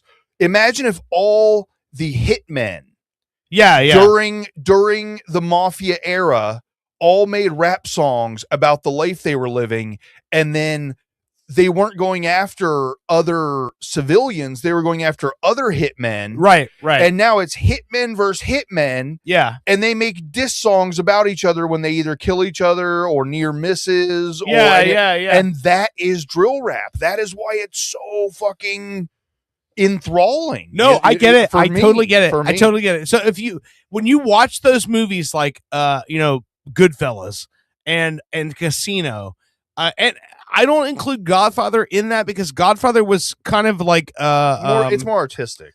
It was a novel. It was someone creating a story of something that didn't exist. Whereas Goodfellas was a true story from Henry Hill. Casino was a true story from a guy who helped create the casinos in Las Vegas. So the Martin Scorsese shit is more like based on real life shit that happened. But when you look at those lifestyles, right? And like when you see the pictures of the actual people from Goodfellas, and you're like, oh, okay. So when I saw that picture of the guy in the fucking meat truck frozen at the end, that was a real guy. And that's really how they found him. Yeah. That is crazy to me. But those guys literally lived a life where they're like, we don't go to work. We wake up in the morning. I wait for fucking Fat Paulie to call me. Fat Paulie says, you need to go down and fucking see Joe the fucking butcher. Joe the fucking Butcher's got a fucking package for you. That was really the way those guys were living. Yeah. How fucking crazy is that? How awesome is that? I know. Yeah, no, don't get me wrong. I thought about it 1,000 times how awesome it would be to be like one of those guys. But nuts. And when you see that house, you know, like that's literally a house that was built by the fucking mob in late 1970s. The house that Broken Kneecaps built. So yeah, so you think about it, like I was born in 78, you were born in what, 81, right? So we were born in an era where that was still running a major part of the underbelly of America. Still does. Yeah, but not to that level, like not to the level of extravagance where it's like noticeable. I think it's not noticeable because now they don't want it to be noticeable. I guarantee you there's still some mob guy somewhere living in a fucking $18 million, 30,000 square foot house. Okay. He's just running numbers through fucking Bitcoin and you know what I mean? It's different. Mm-hmm. It's not the in your face, like I said, it's not breaking kneecaps and extorting people. Yeah. It's maybe they own a fucking Indian call scam center. Okay. You know what I mean? Yeah. That's still gangster shit. It's still illegal ways of making your money. They've just okay, maybe put it this way. The only mobsters to survive in this day and age are smart enough to do it in a different way. Okay. All right. I still believe these guys exist. I really do. Okay. No, I 100% would agree with that. I think that they're out there, but they're not doing the shit that the old guys are doing. Another way of looking at it, a lot of them are the sons of these guys, and they now own vineyards and they turn it into like legitimate businesses or like construction companies, legal businesses. Yeah, right. But it still was started with the illegal. You know what I mean? I guarantee you that. You know, there's still probably meetings that go down where it's like, oh, you're not going to give me this contract. Well, here's your niece on video here, and this is a video of her going into the school. Are you going to give us the contract now? Yeah. You know, I'm telling you, shit happens. Like shit still happens for sure. Okay, so let me springboard from that into this other video I want to play. And this is something. So Fritz, my brother Fritz, works within the entertainment industry as a songwriter and all this, and so he sent me this video, and this was 3 days ago, from a guy named Rick Beato. I don't know if you've heard that name before. Maybe I've definitely heard it, but I can't. Big producer. He's been in the music industry forever, right? And so he posted this video because a lot of people ask him, they're like, "Hey, why don't you produce records anymore? Why don't you work within music?" Because what he's turned to is a YouTube channel. He does his YouTube channel. He interviews people. I mean, like big people, like Joe Walsh and like Mick Fleetwood and Keith Richards, and like he's really big in the music industry. And people are asking him like, "Why don't you produce records anymore?" Well, because there's way more money. He's already got the contacts and the shit. He just has people come over and hang so out. he made this video, and Fritz sent it to me, and he's like, "Look, this is what's happening in music right now," and it's very similar to what we were just talking about, the mob stuff, but not exactly. More on the legal side of things. But he says he puts this video out, and what I love about Rick Beato is that Rick Beato is a guitar player. He's one of those guys where he'll interview a guitar player for 3 fucking hours about what distortion you used on this song and why you decided to go with this thing and whatever. Very analytical music type guy. But this is the first time I've ever seen him like do a video where he just like lays it out and he's like, "This is why YouTube's my thing now. I reach more people enjoy what I'm, and this is the way the music business has changed." And it's super eye-opening. And so I'll let Rick Beato talk, and let's get into the beginning of what he has to say. This might even dovetail perfectly into the movie stuff I wanted to talk about. Okay.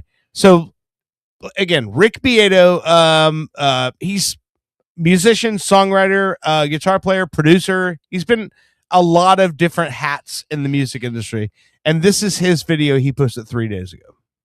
Hey, everybody, I'm Rick Beato. Okay, so this is just some observations that I've been making over the past couple weeks about where the music business is now and kind of where it was in 1994 when I moved to Atlanta when I was 32 years old. So the reason I moved down here was to try and find people to play with in a band and do my own music. There were music rehearsal spaces around town here that bands rehearsed at. There's probably about 4 or 5 of them. One of them was called Black Box. It had about 50 rooms or so. There's another one called Avatar that had a bunch of rooms, maybe about the same, with a couple of huge rooms that you could rehearse on a stage. There was another place called Metro that was near the Masquerade, which is actually in a different spot now, that my band rehearsed in, that probably had 35 different rehearsal spaces in. And there were a number of others. These were all full of bands that rehearsed all the time. So day and night, you can go in there. They're open 24 hours. You can go in and rehearse. This wasn't just Atlanta. This was every city. If you went to Seattle like I did in 1992, there was a number of rehearsal spaces around Seattle that hit all with Pearl those Jam. Seattle bands rehearsed in. But there were also rehearsal spaces in Phoenix and Los Angeles and New York City. Before I moved here in 1994, I was living in New York, 93, 94, and I played in bands there, and I lived in the East Village. I lived on First Ave between 7th and St. Mark's.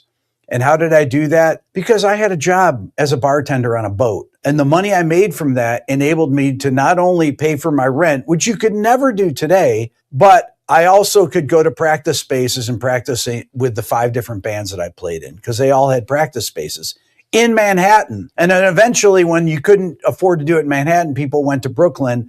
And now you can't do it in Brooklyn because that's too expensive. But the fact of the matter is that you could work a regular job and afford to do that. Like when I moved here to Atlanta, I worked as a music teacher in a store called Buckhead Music.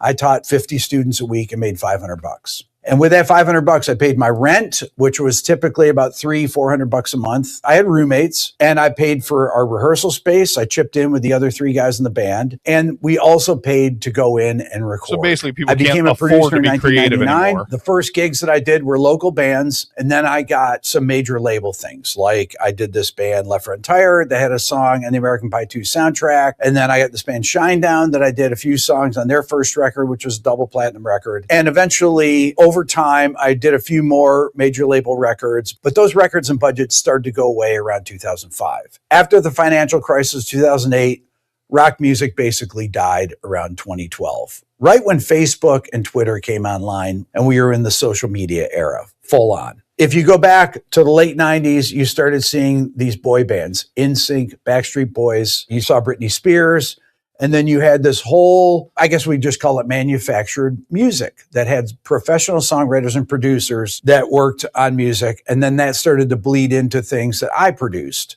because I was one of the people that did that. Why do I bring all this up? Because now we're in 2026. When I do these top 10 countdowns on Spotify, I go back after I make the video and I look at the artists and I see what their background is. And invariably, the artists that are popular, almost all of them are from wealthy parents and work with professional songwriters. Now, having wealthy parents is not something new in the music business. Taylor Swift's dad, Scott Swift, invested $500,000, I think it was, into her record label, Big Machine, back when she first started. Go to nowadays, you look at people like Gracie Abrams. Her dad, J.J. Abrams, you know who he is. He's a famous producer and movie filmmaker. Her best friend is this, or one of her best friends, I just was listening to, Audrey Hobart. Audrey has a brother that is also a songwriter called Malcolm Todd, but his name is really Malcolm Todd Hobart. Audrey has a couple million monthly listeners on Spotify. Malcolm Todd has 23 million monthly listeners, but their father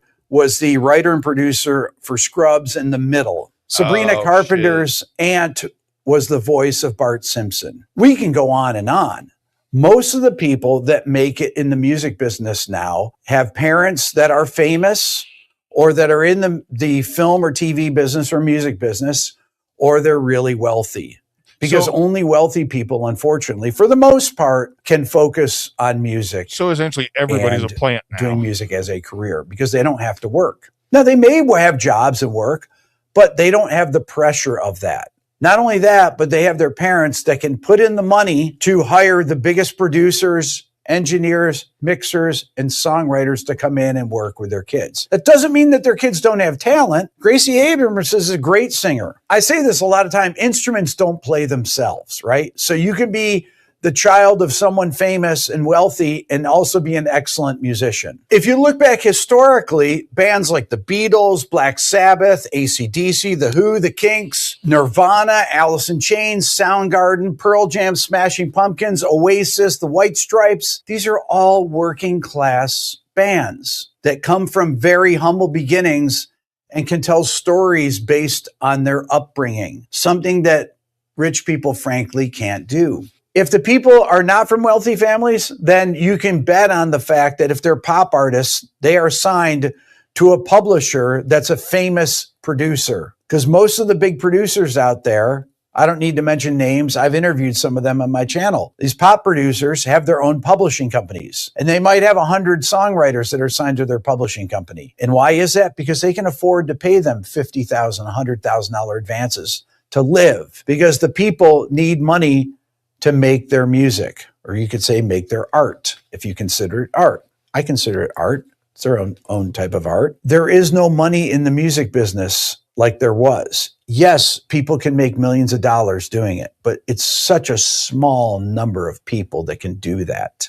One of the things that most people won't tell you, big producers, big engineers, mixers, songwriters, is that they make a lot of their income through vanity projects with rich people.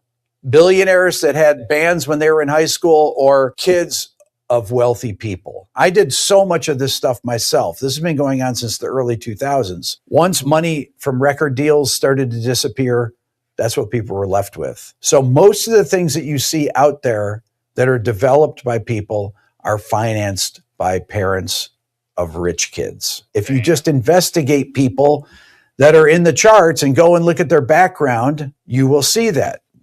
You can put the names in the comments section of the people, but you will find that it's almost impossible to make it as a musician nowadays if you're young, unless you have rich parents.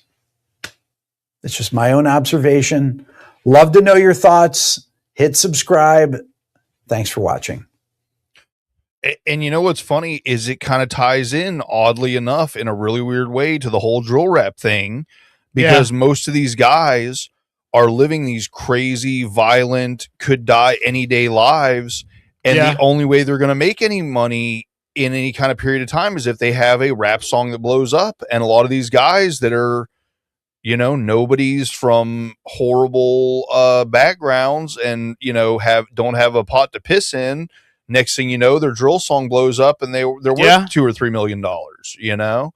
The sad part that I see is that none of those guys ever take that $2 or $3 million and leave their circumstances and improve their life. Yeah. They use it to finance their and their buddy having more guns so they can perpetuate the wars, you know? And it's just sad to see that that's where it goes, you know, as opposed to like, oh, now I can take these life experiences, move myself and my family out of a poor living condition, move to a safer place, and use these stories. Because I guarantee you, most of these guys that come out with like 2 or 3 songs that blow up, they got plenty more stories. You know what I mean? Like most of them die, I'm sure, before they get to tell half of the stuff that's happened to them.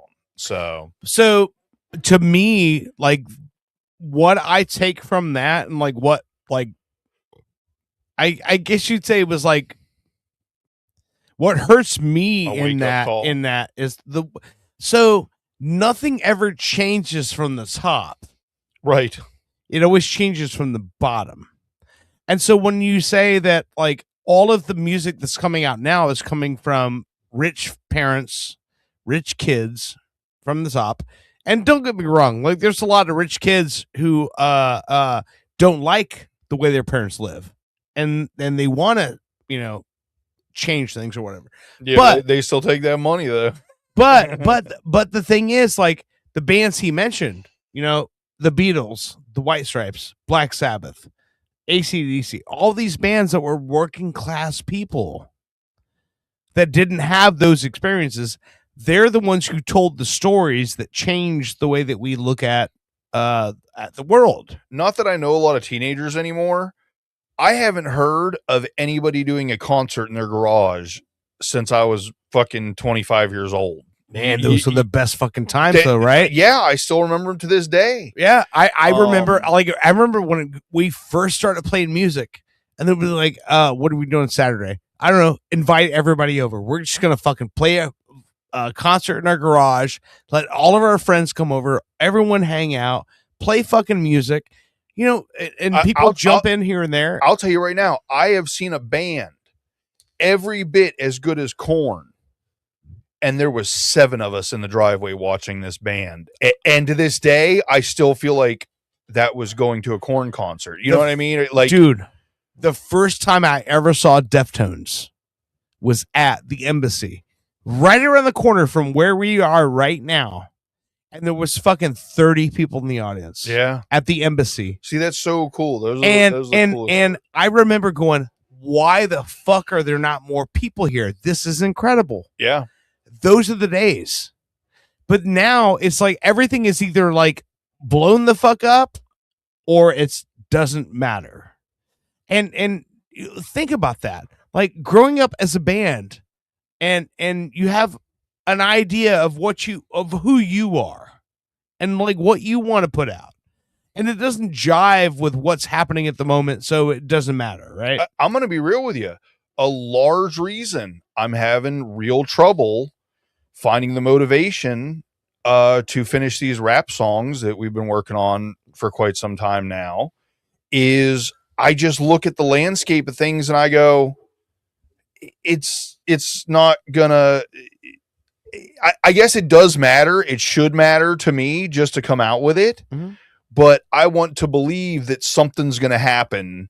Yeah, more than just us on the program here listen to. Yeah, I hear you. And Yeah. I know there's a 99.9999999% chance that that's not going to happen. Right. Should I let that keep me from completing them? Not at all. No. Yeah. Is it what's happening?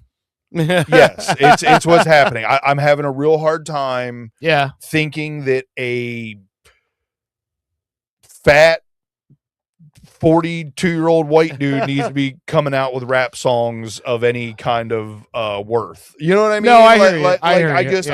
Yeah. I shoot myself in the foot before it even starts, you know? Right. No, I and that's agree. not Yeah. good, and that's something that I got to overcome.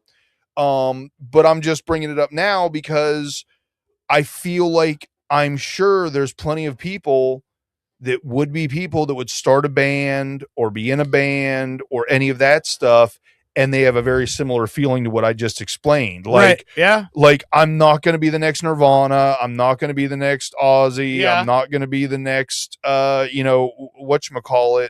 So why should I even try?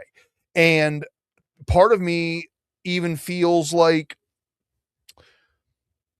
if Ozzy or Kurt Cobain or any of those guys were trying to start a band now, Right. would they ever have existed?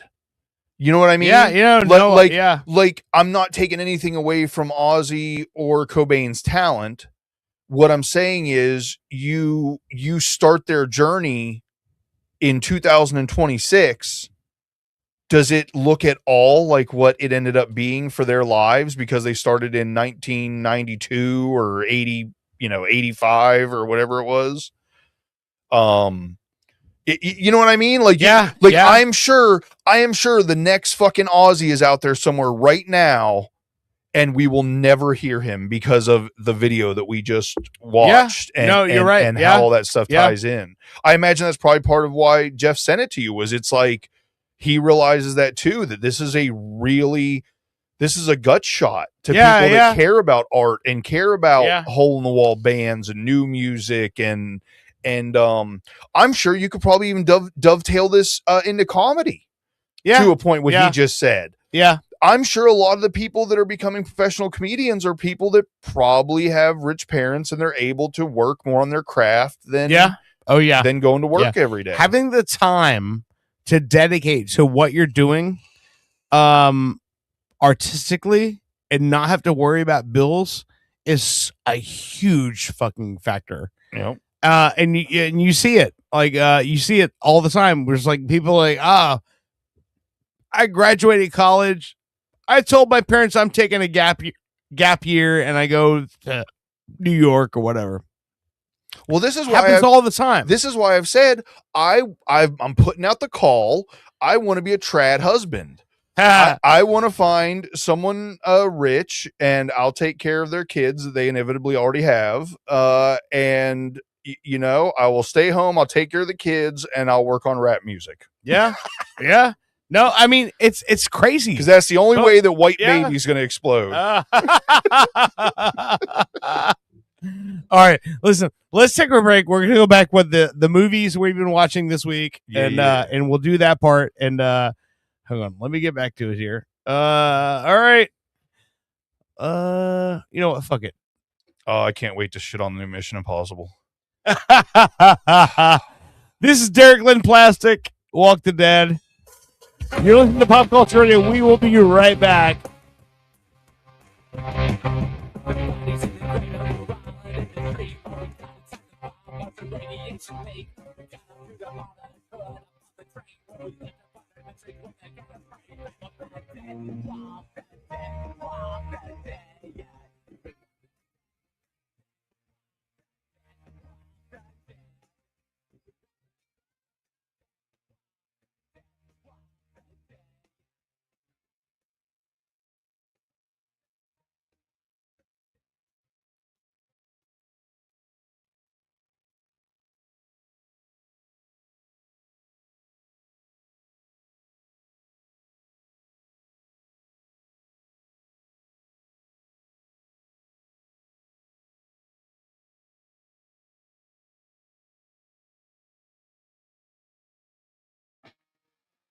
From Fitcore, the latest development in sports rehydration technology.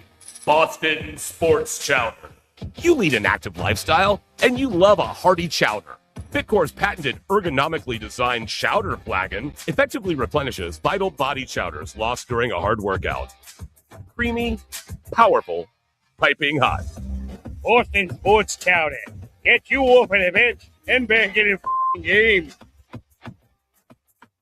Now, from Future Entertech comes the latest killer app, Sicker, taking care of your tomorrow, today. Call in sick while avoiding accountability. I couldn't believe it. I had this super hot guy stay over, and I just couldn't even. All I had to do was answer a few simple prompts. Dear boss, with my deepest regrets, I, Angela, am unable to perform my duties today due to... No, I'm sick. Stomach, headache.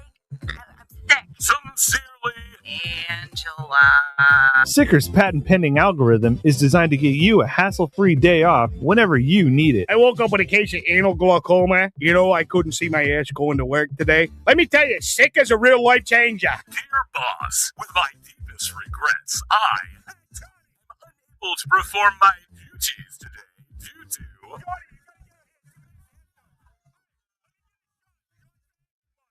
Sincerely, Sicker, taking care of your tomorrow, today. You've seen the phenomenon of making a murderer. Now it's time to go a bit deeper. Super TV3 now brings you Making a Shoplifter, the documentary tale of a man accused of an unspeakable crime. Do you know why we brought you in? No. Oh, you know what you did? No. You stole something. I ain't stole nothing. What was it? I ain't stole nothing. Yes, you did. I bought this with 2 quarters. I had them the whole time. What did you steal? Nothing. The riveting drama. I don't know who planted them crumbs on me, but they don't want me out of this security booth. The shocking admission. Hey, hon. Yeah? What you doing? Nothing. What you doing?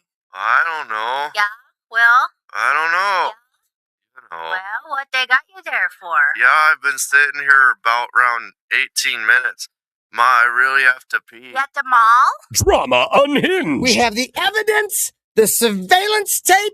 Your Honor, he stole a bag of bugles. I hate bugles. Sir, you are currently wearing bugles on your fingers. Playing witch fingers don't make me guilty. I just like to have a good time. In a new 18-part series, Making a Shoplifter. Don't miss a single second. Only on Super TV3. You fellow witches, Are you looking for a buccaneer to bed? Or a first mate to swab your poop deck?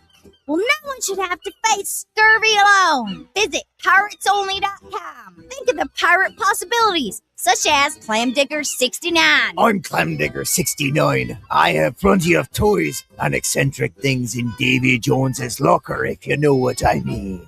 Again, that's Clamdigger69. But let's not forget about Make My Roger Jolly. I'm Make My Roger Jolly. Allow me to be the first one to truly discover your booty. I'm Make My Roger Jolly.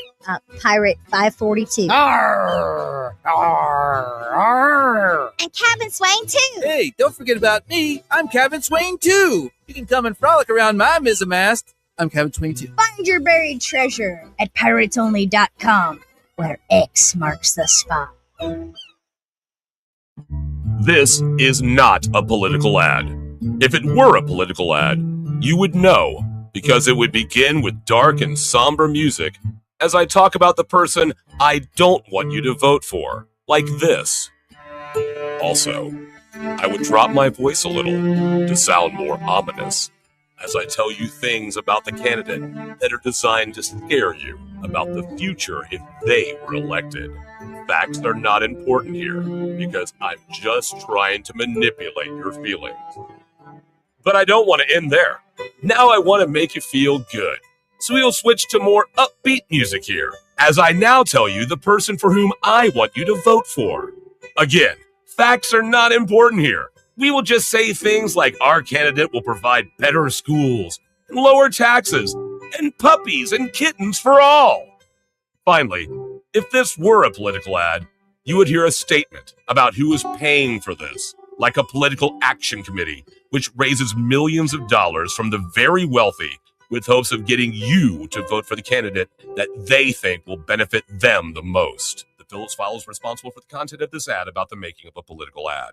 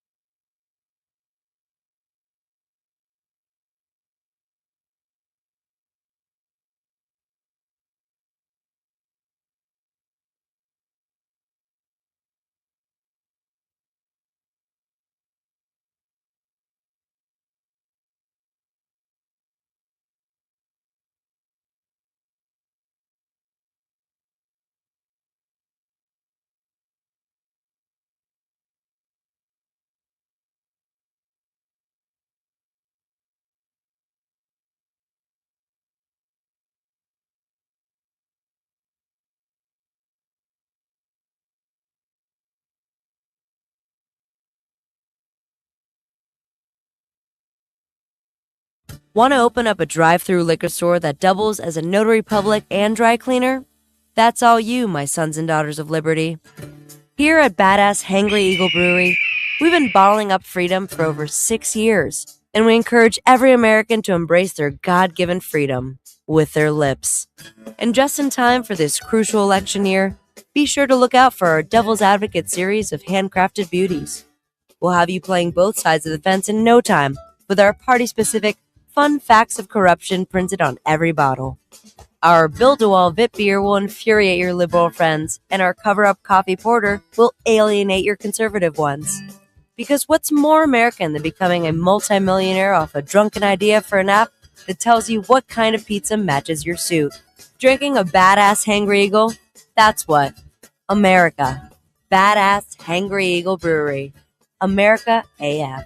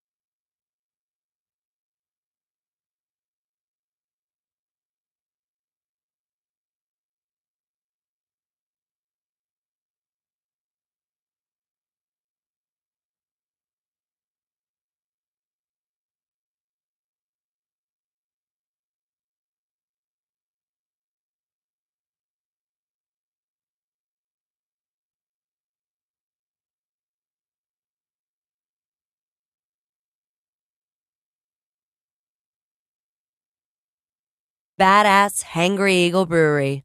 America AF. New from the makers of Sicker, the hottest craze in passive messaging technology. Singstagram. You speak it, we sing it. For all the good times. Congrats on graduating. Congratulations on your graduation. And the not so good times. Sorry to hear about your loss.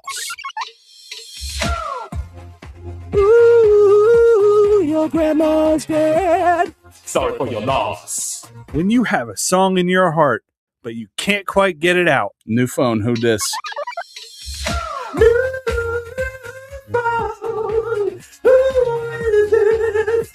I lost my phone.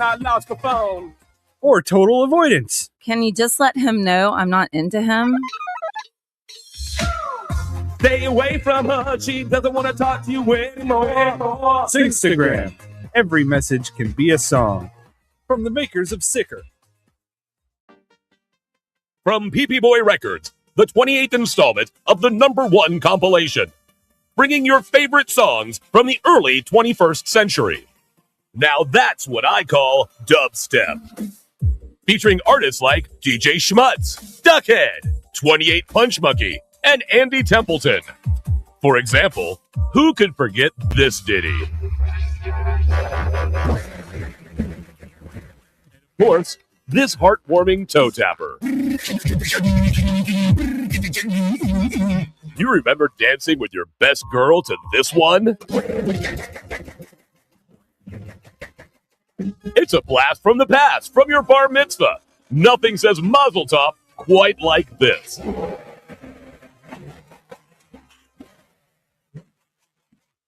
Now that's what I call dubstep. Only on PP Boy Records.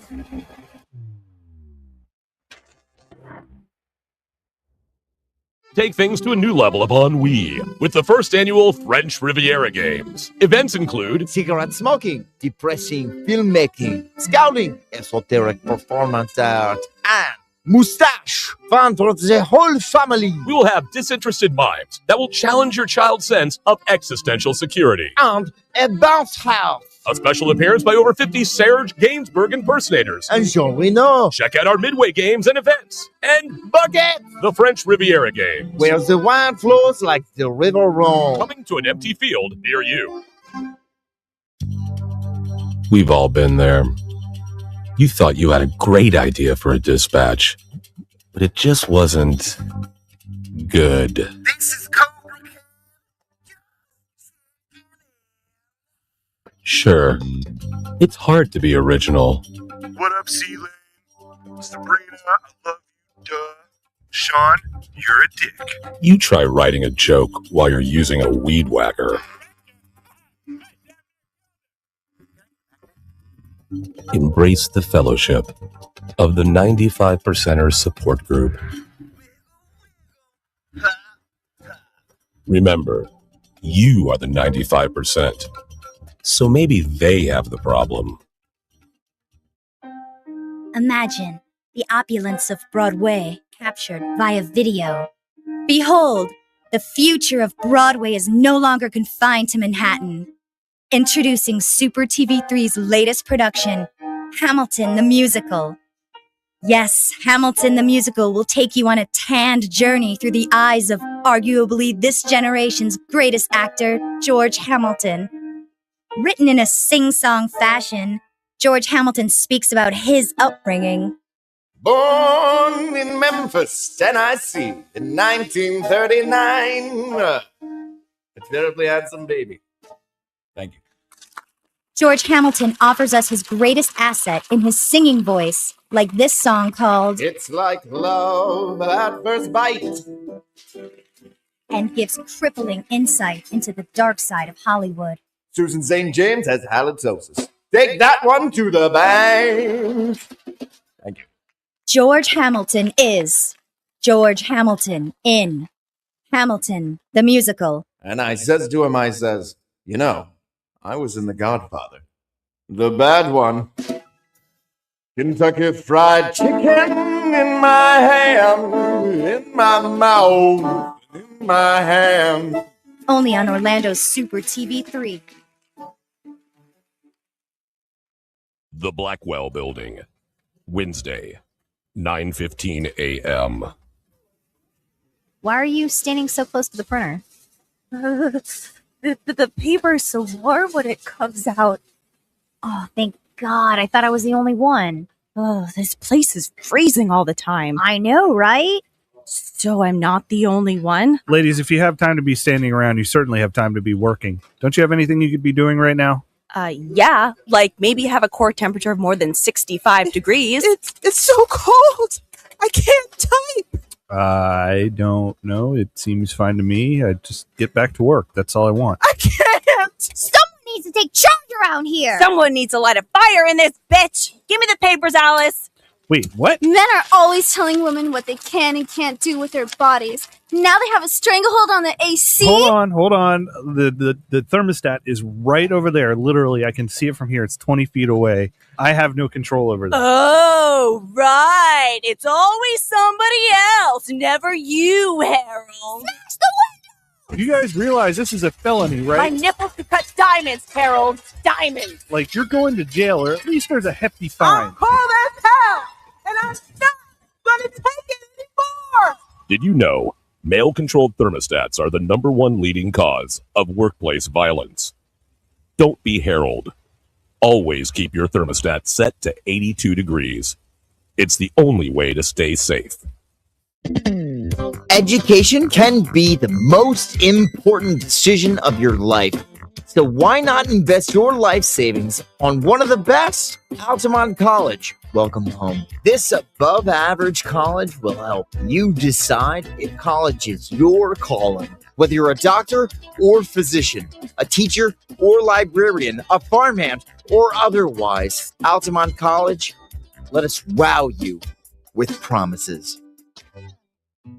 I often wonder what kind of a future we're going to leave behind for the children, you know? Hey, John. Howdy, Dale. You all right? This is John. He's been a Continental truck driver for over 35 years. They said, basically, you can't have the trees no more, can't chop them. There ain't none left, which I know is false. I pass them by every day, driving. Recent congressional hearings have decimated his trucking routes, carrying precious timber from Washington State to Washington, D.C. They call it damaging the earth. What about me? I need to feed my kids, and that's by driving a truck filled with lumber. The future concerns me right now, if I have enough money to feed my kids, yeah? Environmental groups are petitioning against American jobs at an alarming rate, citing global climate change on so-called deforestation. Tell your state senator that American jobs are more important than trees. The planet can wait. John can't. This message paid for by Americans for Work. Hurricane, but her won't on my watch.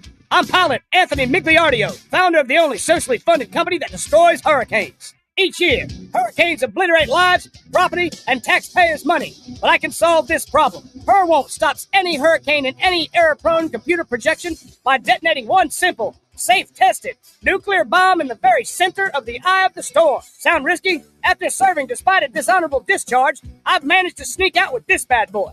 That's the sound of a 40-year-old floppy disk loaded with top-secret codes. Stop listening to phony pseudoscientists of climate change, and let's take back our planet.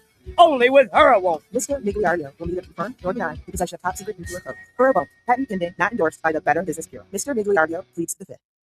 Orlando's Super TV3 presents a real-world comedy filmed in front of a live studio audience. Locker Room Talk Live.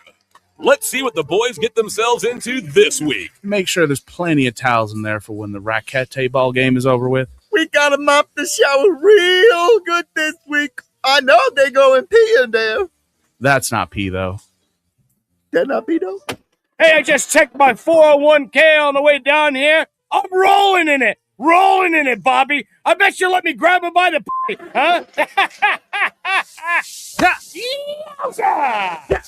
You should be so lucky I get my hands on your mother's you son of a bitch. You goddamn you have offended me, sir. Hey, I'll stuff you back in there like a goddamn bowling ball. Oh, yeah? Well, your mother has a the size of her. And if you don't like it, you can take it and shove it way up your. Stop touching him. I'm the stork. Your mother. I'm the stork. They're horsing around for real. Oh. Tune in at 8 to see what people are willing to accept this week. Locker Room Talk, tonight at 8, only on Orlando's Super TV 3. If you want to live your best life, you need to call me, Jake Berman. My life revolves around sports, but maybe yours doesn't. That's why I'm introducing the Jake Berman Betterment Program. Let's hear from a few satisfied customers. He's changed my life. His classes, they mean everything to me. Excuse me.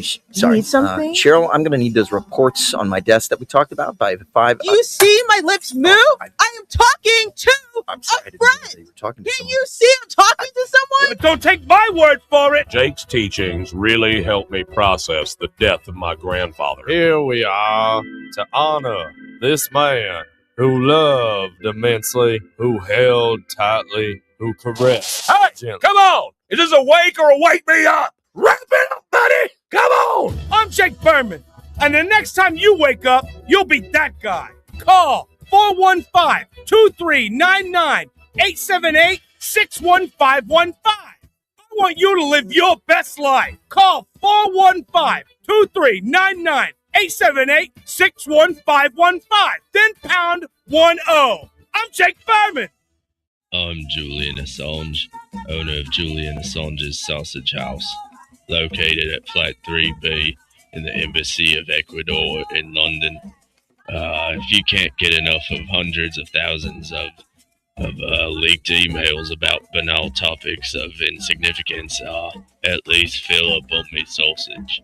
And for dessert, enjoy a conspiracy in 3 delicious flavors.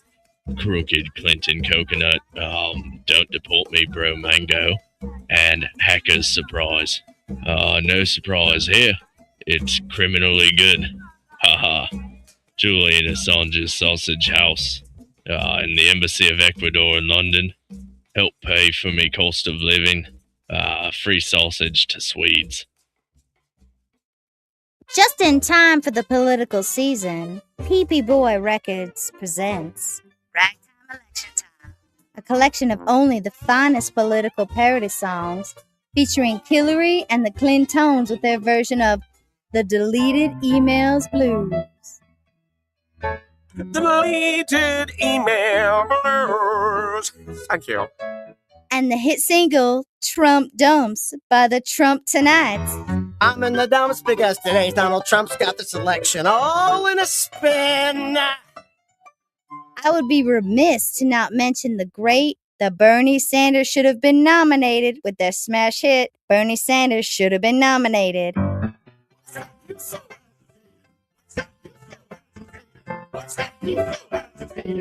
Sanders should have been nominated. Ragtime Election Time, only on PP Boy Records. Get political with funny. Life's not fair! Have you felt neglected? Have your needs been denied? We are currently bringing a class action lawsuit against the news junkie. Have you been denied any of the following? Magnet, shirt, bumper sticker, $50 gift card, badge, chat room impunity, live trivia complaints, self-validation. Or otherwise. If you've been wronged, please don't delay. Take back what should have been yours. Join the ASCII class action lawsuit today.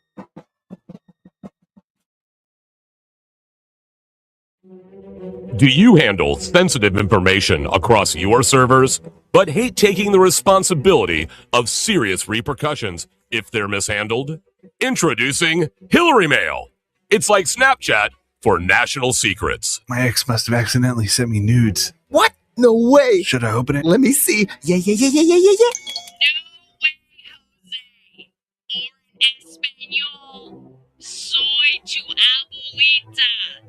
Nothing sticks on Hillary, and it shouldn't stick on you. I just emailed my boss and told him off. Aren't you worried you'll be fired? Nope. I mean, you're gonna be fired. I got Hillary Mail. Mike emailed awfully late. Stand with you if you stand with me, regardless of what you stand for. artillery mail for when you just want to do whatever you want to do. You enjoying the game? It's a nice day.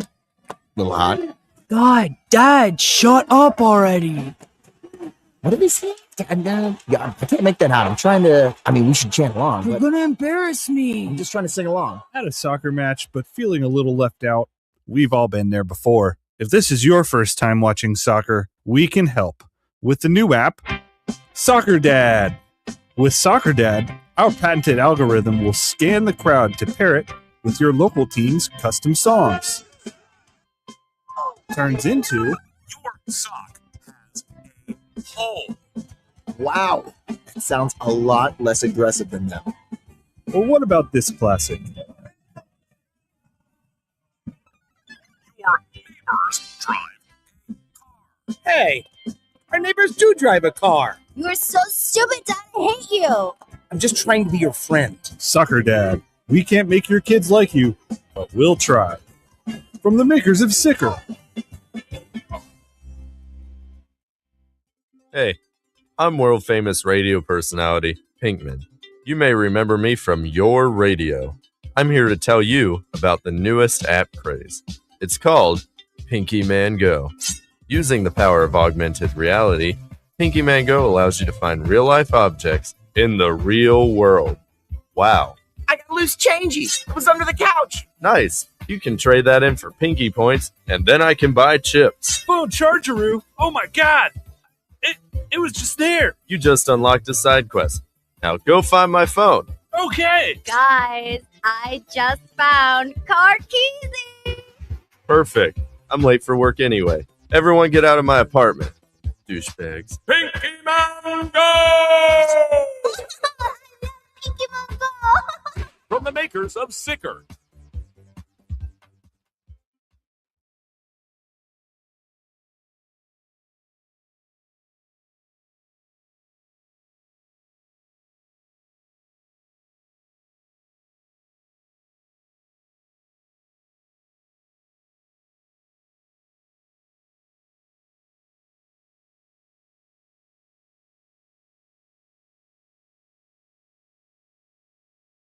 Hi. In a world of journalistic excellence Can I get your opinion? comes a man with no formal training. How do you feel about Crap Newberg? This is Fritz on the Street.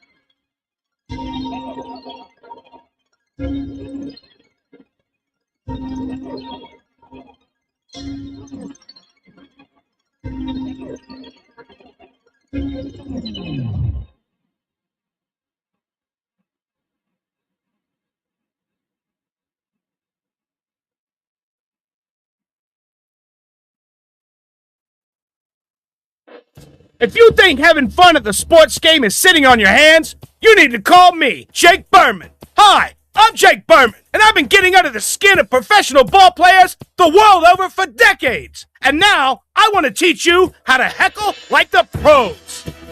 Cheering on your home team away from home? Hey, do they just breed losers here? It's like this place is a toilet bowl. Or trying to impress a date? Stop. You are so fat. You're such a loser. God, why did they even pay you? Don't call. I'm Jake Berman, and the next time you go to the ballpark, you'll be that guy.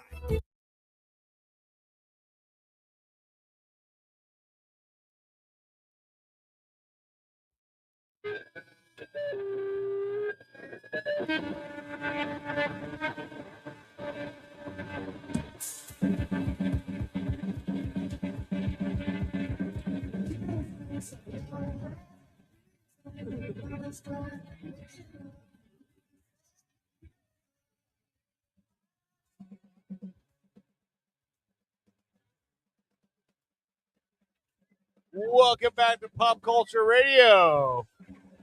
You. So we've got I got a phone call I want to try to hear.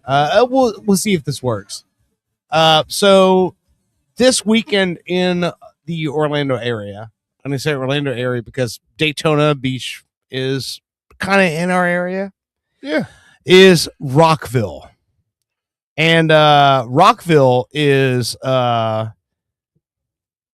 it's kind of like the it's become the festival every year in the Orlando area. Well, like it used to be Earth Day Birthday, and now it's Rockville. Yeah, right? yeah. Like, I mean, I know it's different things, but Rockville's like I don't really hear about Earth Day Birthday. 4 fucking days. Like I just so this person that I'm gonna call Candy Keller is a friend of mine since high school, and she goes to every fucking festival, and she's at Rockville right now. And I know Thursday night the headliner was Guns N' Roses, and then last night the headliner was Foo Fighters, and then tonight the headliner is fucking Bring Me the Horizon. So well, call me when someone good's gonna play. Yeah, yeah, and it's like it's one of those things where it's like constantly, and I know she. Hello, Candy, are you there? Hey, yeah, I'm here. Hey. All right. I cannot hear you. Yeah. Can you So hear me? you're in front of the main stage.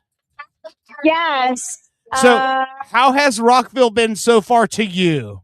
Oh my God, it's been so amazing. It's such an experience. It's like being back in high school. It feels like I'm 14, 15 years old.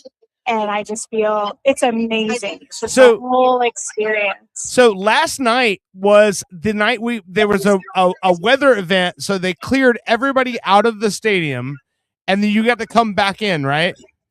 Right. And yeah, it happened last night. And then it happened again today. So 2 days in a row, they clear everybody out. They're playing the warnings, and we go out to our cars, and then we're all coming back in. But yeah, that was a show I did not want to see 2 times in a row. Yeah. So last night, I remember the big story was last night they thought when they cleared everybody out, somebody was going to get cut, but nobody got cut, right? Everybody played. Well, there was this band called Coffee that did get cut, and I was kind of intrigued by them, but they kept everyone else. Like, we got to see The Offspring, and, the Foo Fighters were amazing. It was awesome.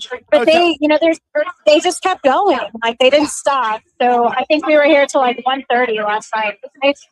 And they did the same today. That's awesome. Who's the headliner tonight that you're waiting to see? Tonight, it's going to be Bring Me the Horizon. But right now, I'm like right in front of the stage to see Break Me the Horizon. Oh, shit. Oh, yeah. And then I don't know if you can hear, but in the background, so they get this thing where they play the other shows on the screen, so you're not missing out. And right now, they're playing Motionless in White. Motionless in White is playing? Okay. God damn. On the big screen. And so it's like we're not missing out. We're waiting to see Breaking Benjamin. but we get to see Motionless in White. I am very, Okay. very So, jealous. tomorrow's the last day, right? Yeah, tomorrow's the last day. But the whole reason I came this year was to see My Chemical Romance. I did see them in Tampa, but I'm hoping I can get so close. That's the goal tomorrow. My Chemical Romance, they're headliners tomorrow, right? Yes, they're closing out. So, fingers crossed, no weather events, but they're playing until 12:30. But, if rain comes, the lightning comes, we'll be here until 1:30 again tomorrow. Okay, so far in your experience in Rockville this year, what has been the craziest set where you're like, oh my God, I didn't know that band was going to be that amazing? Okay, so there's this band I never heard of called Lamb of God. And Lamb of God? You've never heard of Lamb of God? I never heard of Lamb of God. So we're coming over to see Breaking Benjamin, and we're catching it. And they have pyrotechnics, and there's fire on the stage, and these huge plumes of flame. Oh, that's awesome. It was amazing.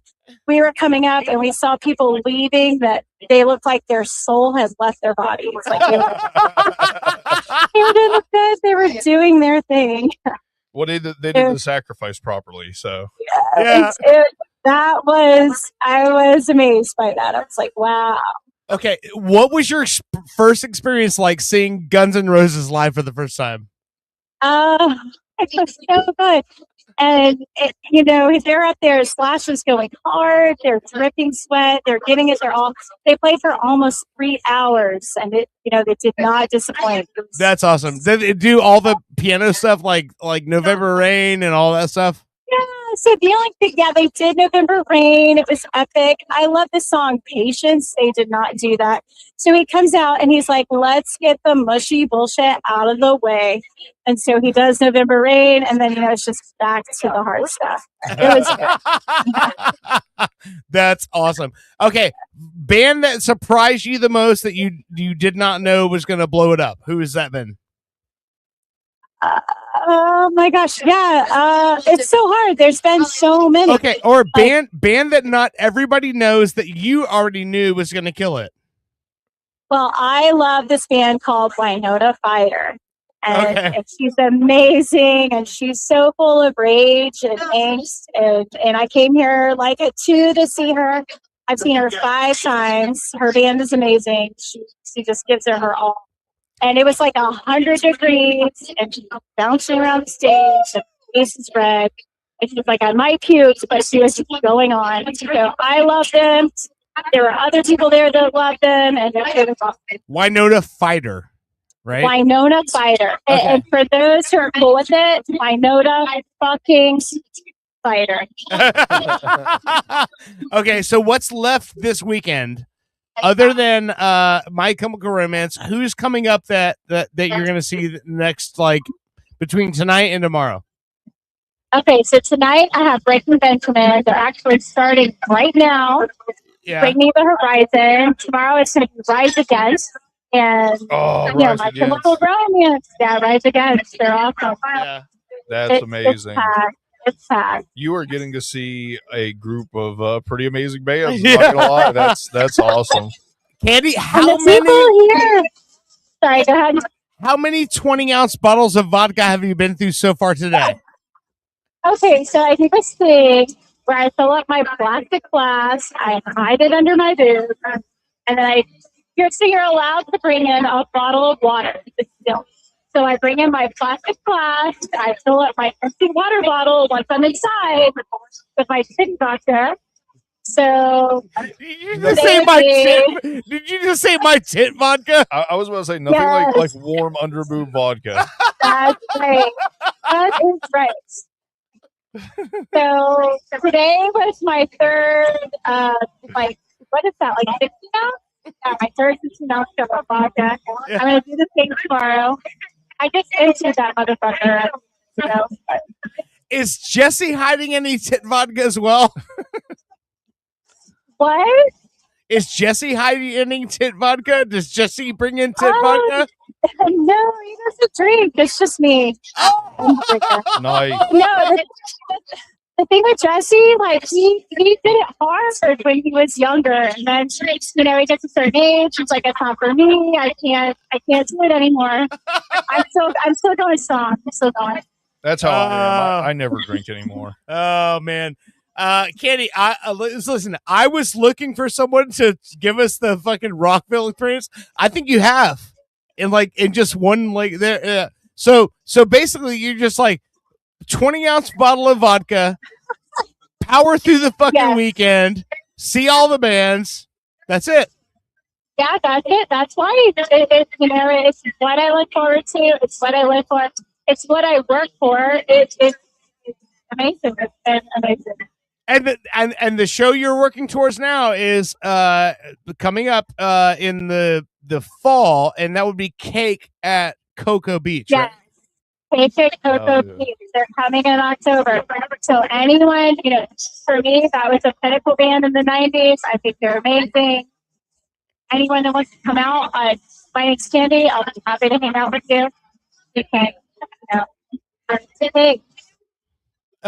I like the idea of random people just showing up out there being like, Candy. Yeah, and then they find somebody that's also named Candy that's not you, and they're like, why are you acting like you know me? They're like, you said you'd hang out with us.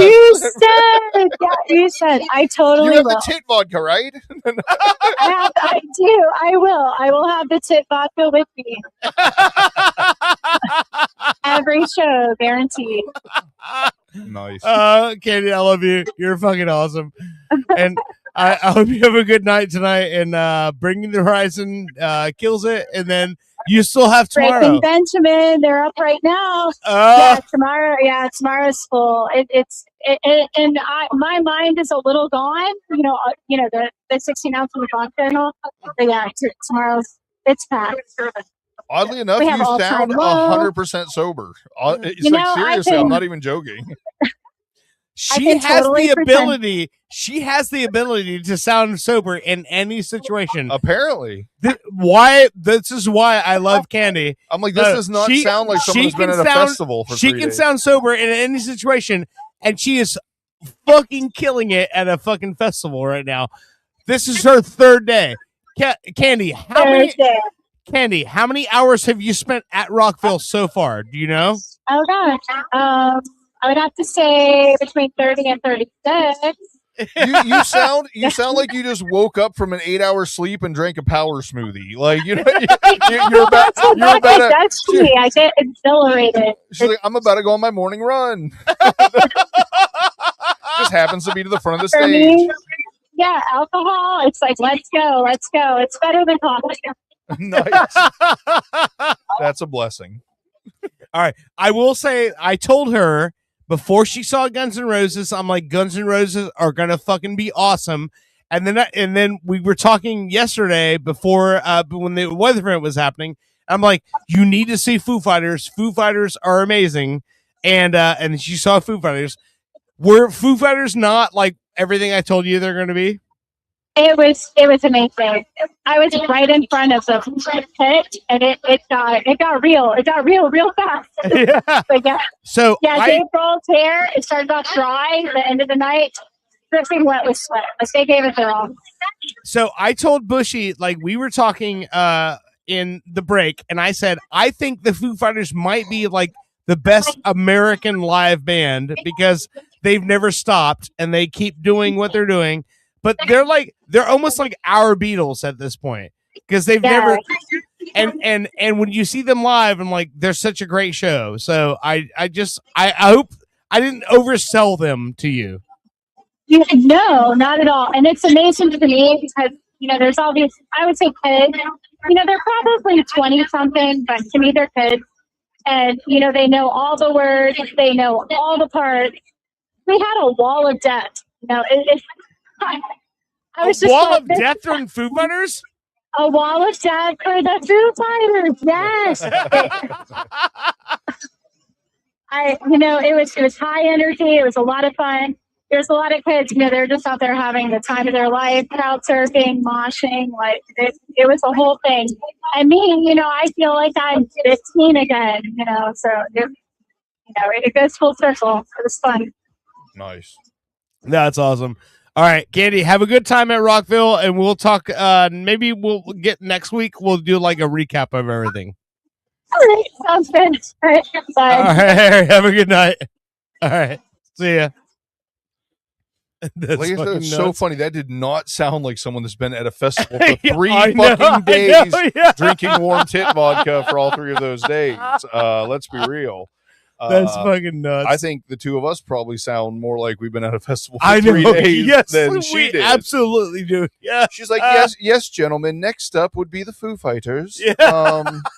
In this wonderful presentation of the rock arts, as you'd say.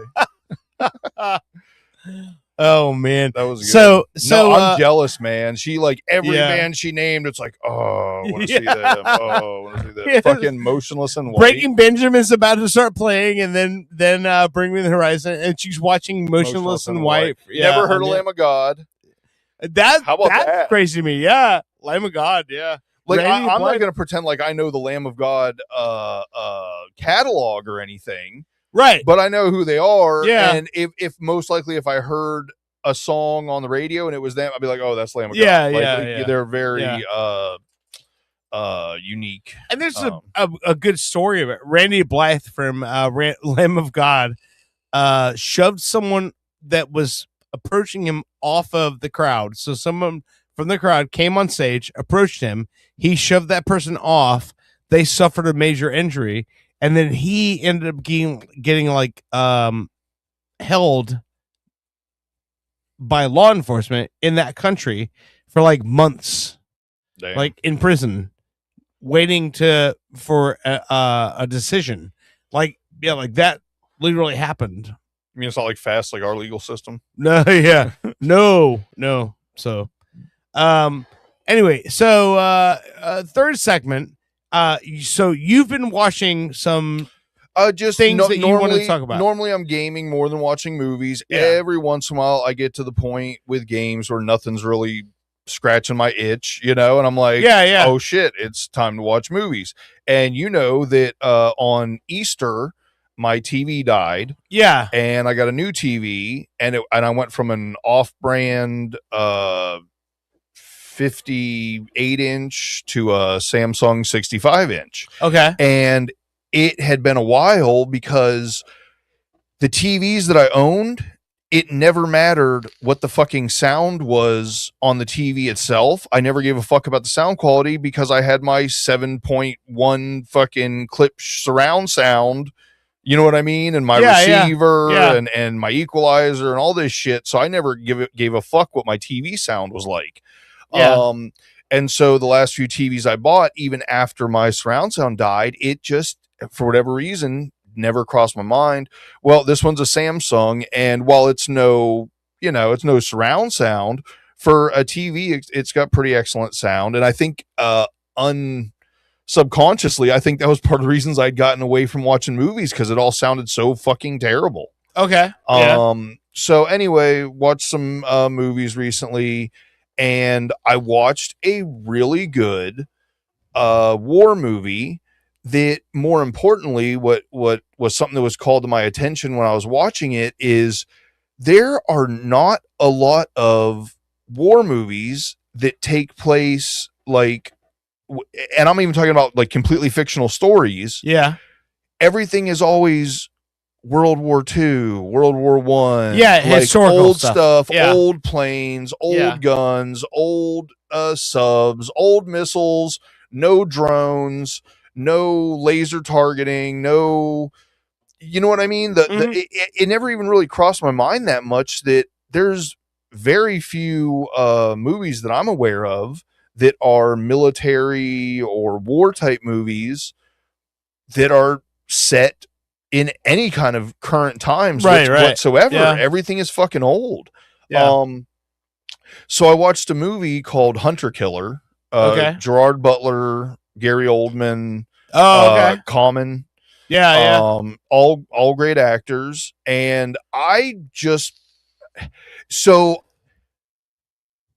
imagine when I watch a submarine movie, if it's even halfway decent, is what most people feel like when they watch a horror movie.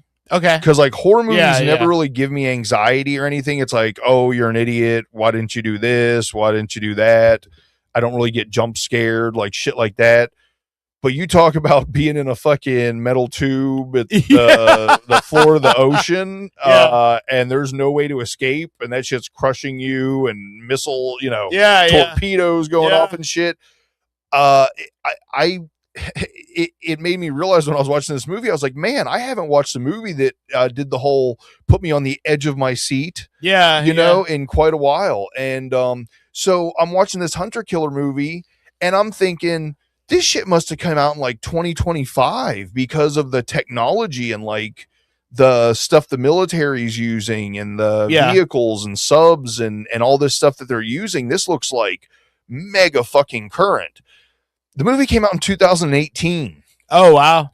So, you know, we're not talking ancient. Yeah. But that's when it hit me. I'm like, man, there's just really not many war movies set in current times. Yeah. Yeah. I mean, there are, don't get me wrong. There's actually tons of really shitty, like B movies on fucking Netflix and Prime that are like, you know, Age of, I don't know, Band of Brothers. That was a good one. But you know what I mean? Like that kind of thing. Like insert the Avenger, you know, Renegade, No Way Out, you know, stuff like that. And there's a ton of that, but there's really not many quality war movies anymore. And if they are, yet again, they're set in like World War II and previous shit. times. There was one fairly recently about a beach called like 1794 or something. Yeah. I forget exactly, but that was a really good movie. Yet again, World War II or some shit, like some old war. And I'm just wondering why there's not more war movies with current hardware, you know, and like obviously the military is not just going to tell you everything they're using currently. Yeah. But the shit I was seeing from 2018, I'm like, God damn, we're living in the future, you know, and it's just like almost 10 years old, you know, and I'm sure at the time the movie came out, it was already 5 years old at that point. So I'd just be really curious to see some, you know, more current, up-to-date, totally fictional. You know what I mean? I'm Hunter Killer, purely fictional fucking story. But it was great. And the funny thing was, I would not say the movie is unpredictable. I felt like it was actually very predictable, and then there was moments of unpredictability, but still did really good at building. You know what platform was this? Prime. On Prime. Okay. Yep, Prime. All right. I did check that. You know, last time you told me to watch something on Prime, it was Crack Coon. Oh, Crack Coon, yeah. A masterpiece. I watched Crack Coon. B movie. Amazing. Yeah. Amazing B movie. I'm still trying to get Zach to watch it. Every time he brings up a movie, I'm like, yeah, but bro, have you heard about, you know, the best movie made since Scarface? It's called Crack Coon. Okay, so go ahead. So anyway, when I got done with that movie, I'm like, I'm going to watch another war movie, but set in recent times. And I want to try to find a good one. And so I went through many, you know, looking through a bunch of them with an IMDb of like 3.5 or some shit, not watching them, you know, just looking, reading the synopsis, looking at the IMDb score. Okay. Not great. And I got to one called Acts of Valor. Okay. And it was like a 5.6-ish, I want to say it was, or 5. So it was like not real high, but not low. Yeah. And I'm like, okay, I'll check it out.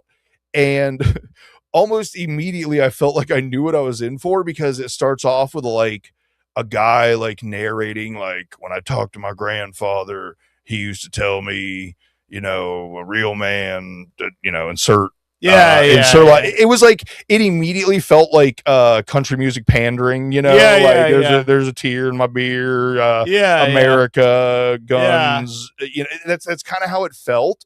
And I will say it pretty much was that. And I think the reason it got a pretty good IMDb score is, for whatever reason, whoever made this movie seemed to have access to actual all kinds of real military hardware. And like I don't know, to the point, I'm not sure the military didn't make this movie. I'm telling you, bro. There's like fucking gunboats that they're having dropped off with fucking helicopters that have Warthog fucking miniguns on things that stand up, and they're fucking shredding vehicles, and they got fucking drones and sniper rifles with scopes you've never seen before. It's called Acts of Valor, but and I'm kind of buzzed, so I don't remember if I said this already, but I knew almost immediately what I was in for, because at the start, after the guy talked and everything for a bit, it goes, "This movie has been inspired by actual acts of valor." And I'm like, that's so fucking vague. Like, you know what I mean? That's like as vague as going, "This movie was inspired by people who breathe actual air every day." You know, it's like, well, of course, if you're doing some kind of soldier related thing and they're, putting themselves in harm's way to keep us here safe at home, obviously they're acts of valor. You know what I mean? I just thought that was such a weird fucking tagline or opening line or whatever you'd want to call it, because, it wasn't inspired by true events or inspired by actual people. It was like inspired by actual acts of valor. And I'm like, and who designate those acts? Valor, yeah. But I'm telling you, if you just want to watch a movie and get to see a lot of cool military shit, it's worth a watch. The acting's bad. The writing is like meh. Like, I wouldn't call it bad. It's definitely not good. Like, it has its moments. But I don't know. It was just funny because it yet kind of reaffirmed the whole, God, there's just not really any good war movies anymore. Yeah. I mean, I don't look for war movies specifically. I look for movies. So me personally, I'm kind of done with like scripted shit. Understandable. And only because like I want to see like real stories of like real shit that happened. So then I end up like in the true crime shit. Yep. Right. So I'm back into my murder porn. Yeah. So I saw one this week. I watched the full 3 episodes, and man. Yeah, that good. Okay. Huh? All right. So the name of the show is The Rocky Mountain Mortician Murders. Okay. I'll give you the premise and let you take what you will from this. There is a mortician in the Rocky Mountains named Byron Griffey, and he ends up dead. He's supposed to meet with some friends. They show up to his house. His gate's not open. They're like, "Oh, gate's not open." We tried to get a hold of him. He didn't answer. They left. He's dead from a self-inflicted. No, not self-inflicted. He's dead from a gunshot wound to the back of his head in his fucking house. No one knows what the fuck's going on. They're like, Byron Griffey has been the mortician in this town for 50 years. Everyone loves him. He's a pillar of the community. And he only hangs out with the priest in the community and the Chamber of Commerce president in the community and all these people. How did he end up dead? Want to take a guess? I I imagine somebody that worked in his business with him probably, had some kind of financial reason. No. Jealous lover situation. Was he married? No, he was. Well, he was a widower at that point. But the thing is, it's a small town community.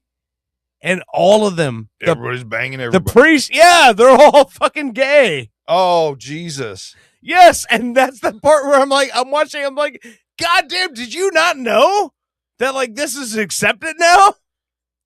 But it wasn't, because they were in their 80s. Well, yeah. I was just about to say, if you're that old, I'm sure it's hard to just get that it's cool now. Yeah. Not even accepted. Cool. Yeah. It's like literally people will fucking high five you for this shit now, bro.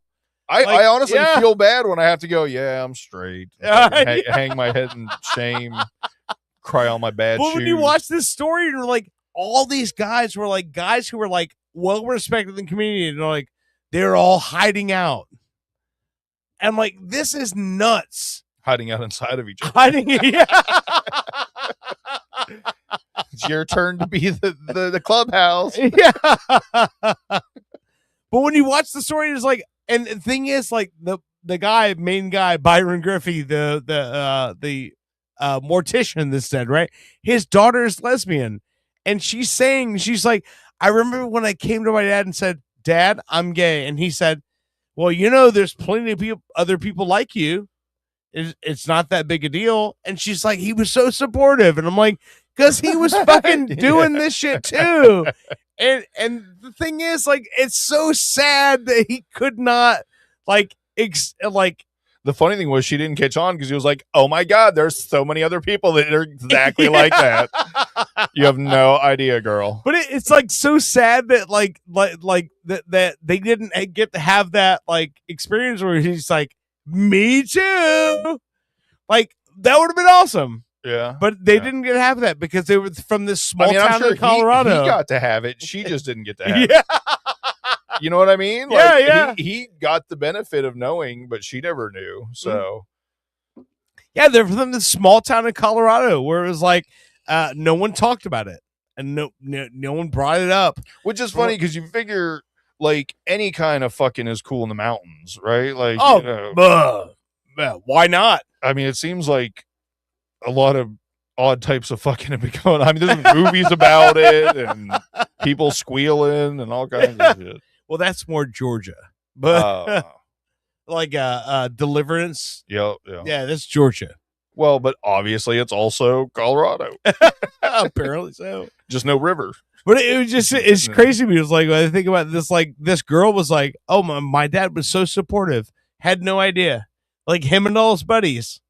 But the thing is, whenever it's like one of those situations, like all these like 4 really fucking influential people in town, and they're the only ones who are doing it and know about it, and then they're like, oh, we can't let this be out. Yeah. We can't let anybody know about it. This one guy who wants to finally fucking tell everybody, yeah, he's got to go. And that's kind of what the situation is. It's so crazy that like all these people in this town are like, oh, how did the 4 most influential people in our town all die at the same time? I mean, I'm going to be real. At this point, it never surprises me when the people in power are up to some nefarious shit. Yeah. And not that the shit itself was even nefarious, just it seems like the way they were going about it was. Or it's just like they didn't want anybody to know. I'm sure if they were the most successful people in their town, they were nefarious in some way. That's almost always the way it works out. Yeah. So then, after watching, did you have any more on that? No. Okay. So then after watching a good war movie and then a shitty war movie, I was like, wait a minute, did I watch the new Mission Impossible? I could have sworn that I fucking watched it. And I went to fire it up and I had watched like the first 20 minutes or something. And then, I don't know, fell asleep or lost internet or something and never went back to it. So I was like, I'm going to watch this new Mission Impossible movie. Yeah. And that's exactly why when you said, I think I'm almost over like scripted shit anymore. Yeah. Like fictional things. Yeah. Man, is it terrible. Excuse me. It seems like it was either AI written, which is ironic because it's about AI. But it was definitely set up for the whole second screen viewing. Oh yeah.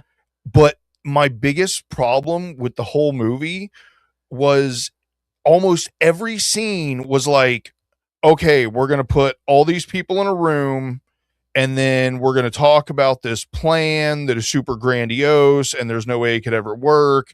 And you'd only be a crazy person to trust me, but it's Ethan Hunt. So we trust him and he always pulls it off. But my problem is like, it was so cookie cutter over and over and over.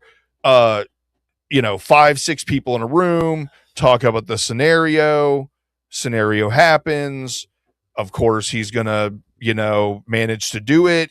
But like, it was completely unsurprising because even though they would sit there and tell you how fucking impossible it was, and that all these things would have to happen exactly perfect to pull it off, they kind of laid out exactly what needed to happen.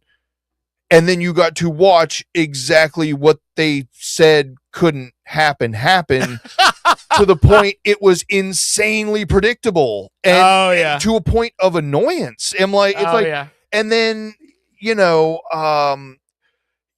I said, the second screen viewing to the point where it's like, oh, Luther, you're locked in a room. Yes, I'm locked in a room, Ethan. There's a lock on the door that I'm in the room in that I'm inside, and therefore it is locked. Really, Luther? You're in a room that is locked with a lock on the room? It felt that egregious. I'm obviously, over exaggerating, but it was near that bad. And then one of the saddest parts was Tom Cruise, even though I give him props for still doing his own stunts and everything. Let's just say it was super obvious he was doing his own stunts, especially like when he's on a plane, and he's like fighting and climbing over this plane and trying to get control of it and everything. Yeah. There is so much loose skin that is flapping. He looks like a fucking French bulldog while he's trying to climb into this plane to take it over. And he's doing his own side. He's going to step over a Medicare gate. Yeah, I mean, I'm going to be real. It was so disappointing. I didn't finish it. And it's like 2.5 hours long. I think I made it. It's like 2 hours, but that was also 2 hours after watching 20 minutes and turning it off because I thought it was going. I realized after continuing to watch, I was like, oh, I turned this off after 20 minutes because it sucks. Oh man. All right, so we'll leave that one off the list. Yeah. No Mission Impossible. It is horrible. And the one before it wasn't that great either. It was way better than this one, but not a must see.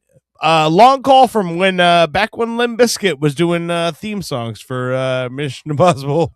Yeah. Back when they were good. Back when everything was beautiful in 1999 and 2000 as God intended. Oh man. All right, let's call this thing. We've done I think a good show. Yeah, it was fun. We've talked about a lot of things.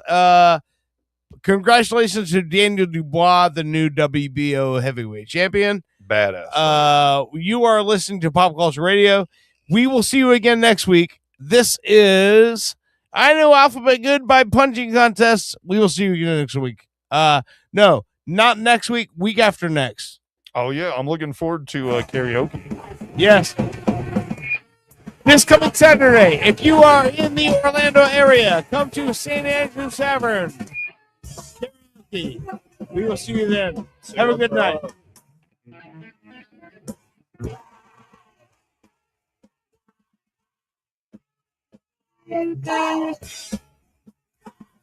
Pop Culture Radio has been a weird Florida production. Like, subscribe on your favorite platform. Thank you.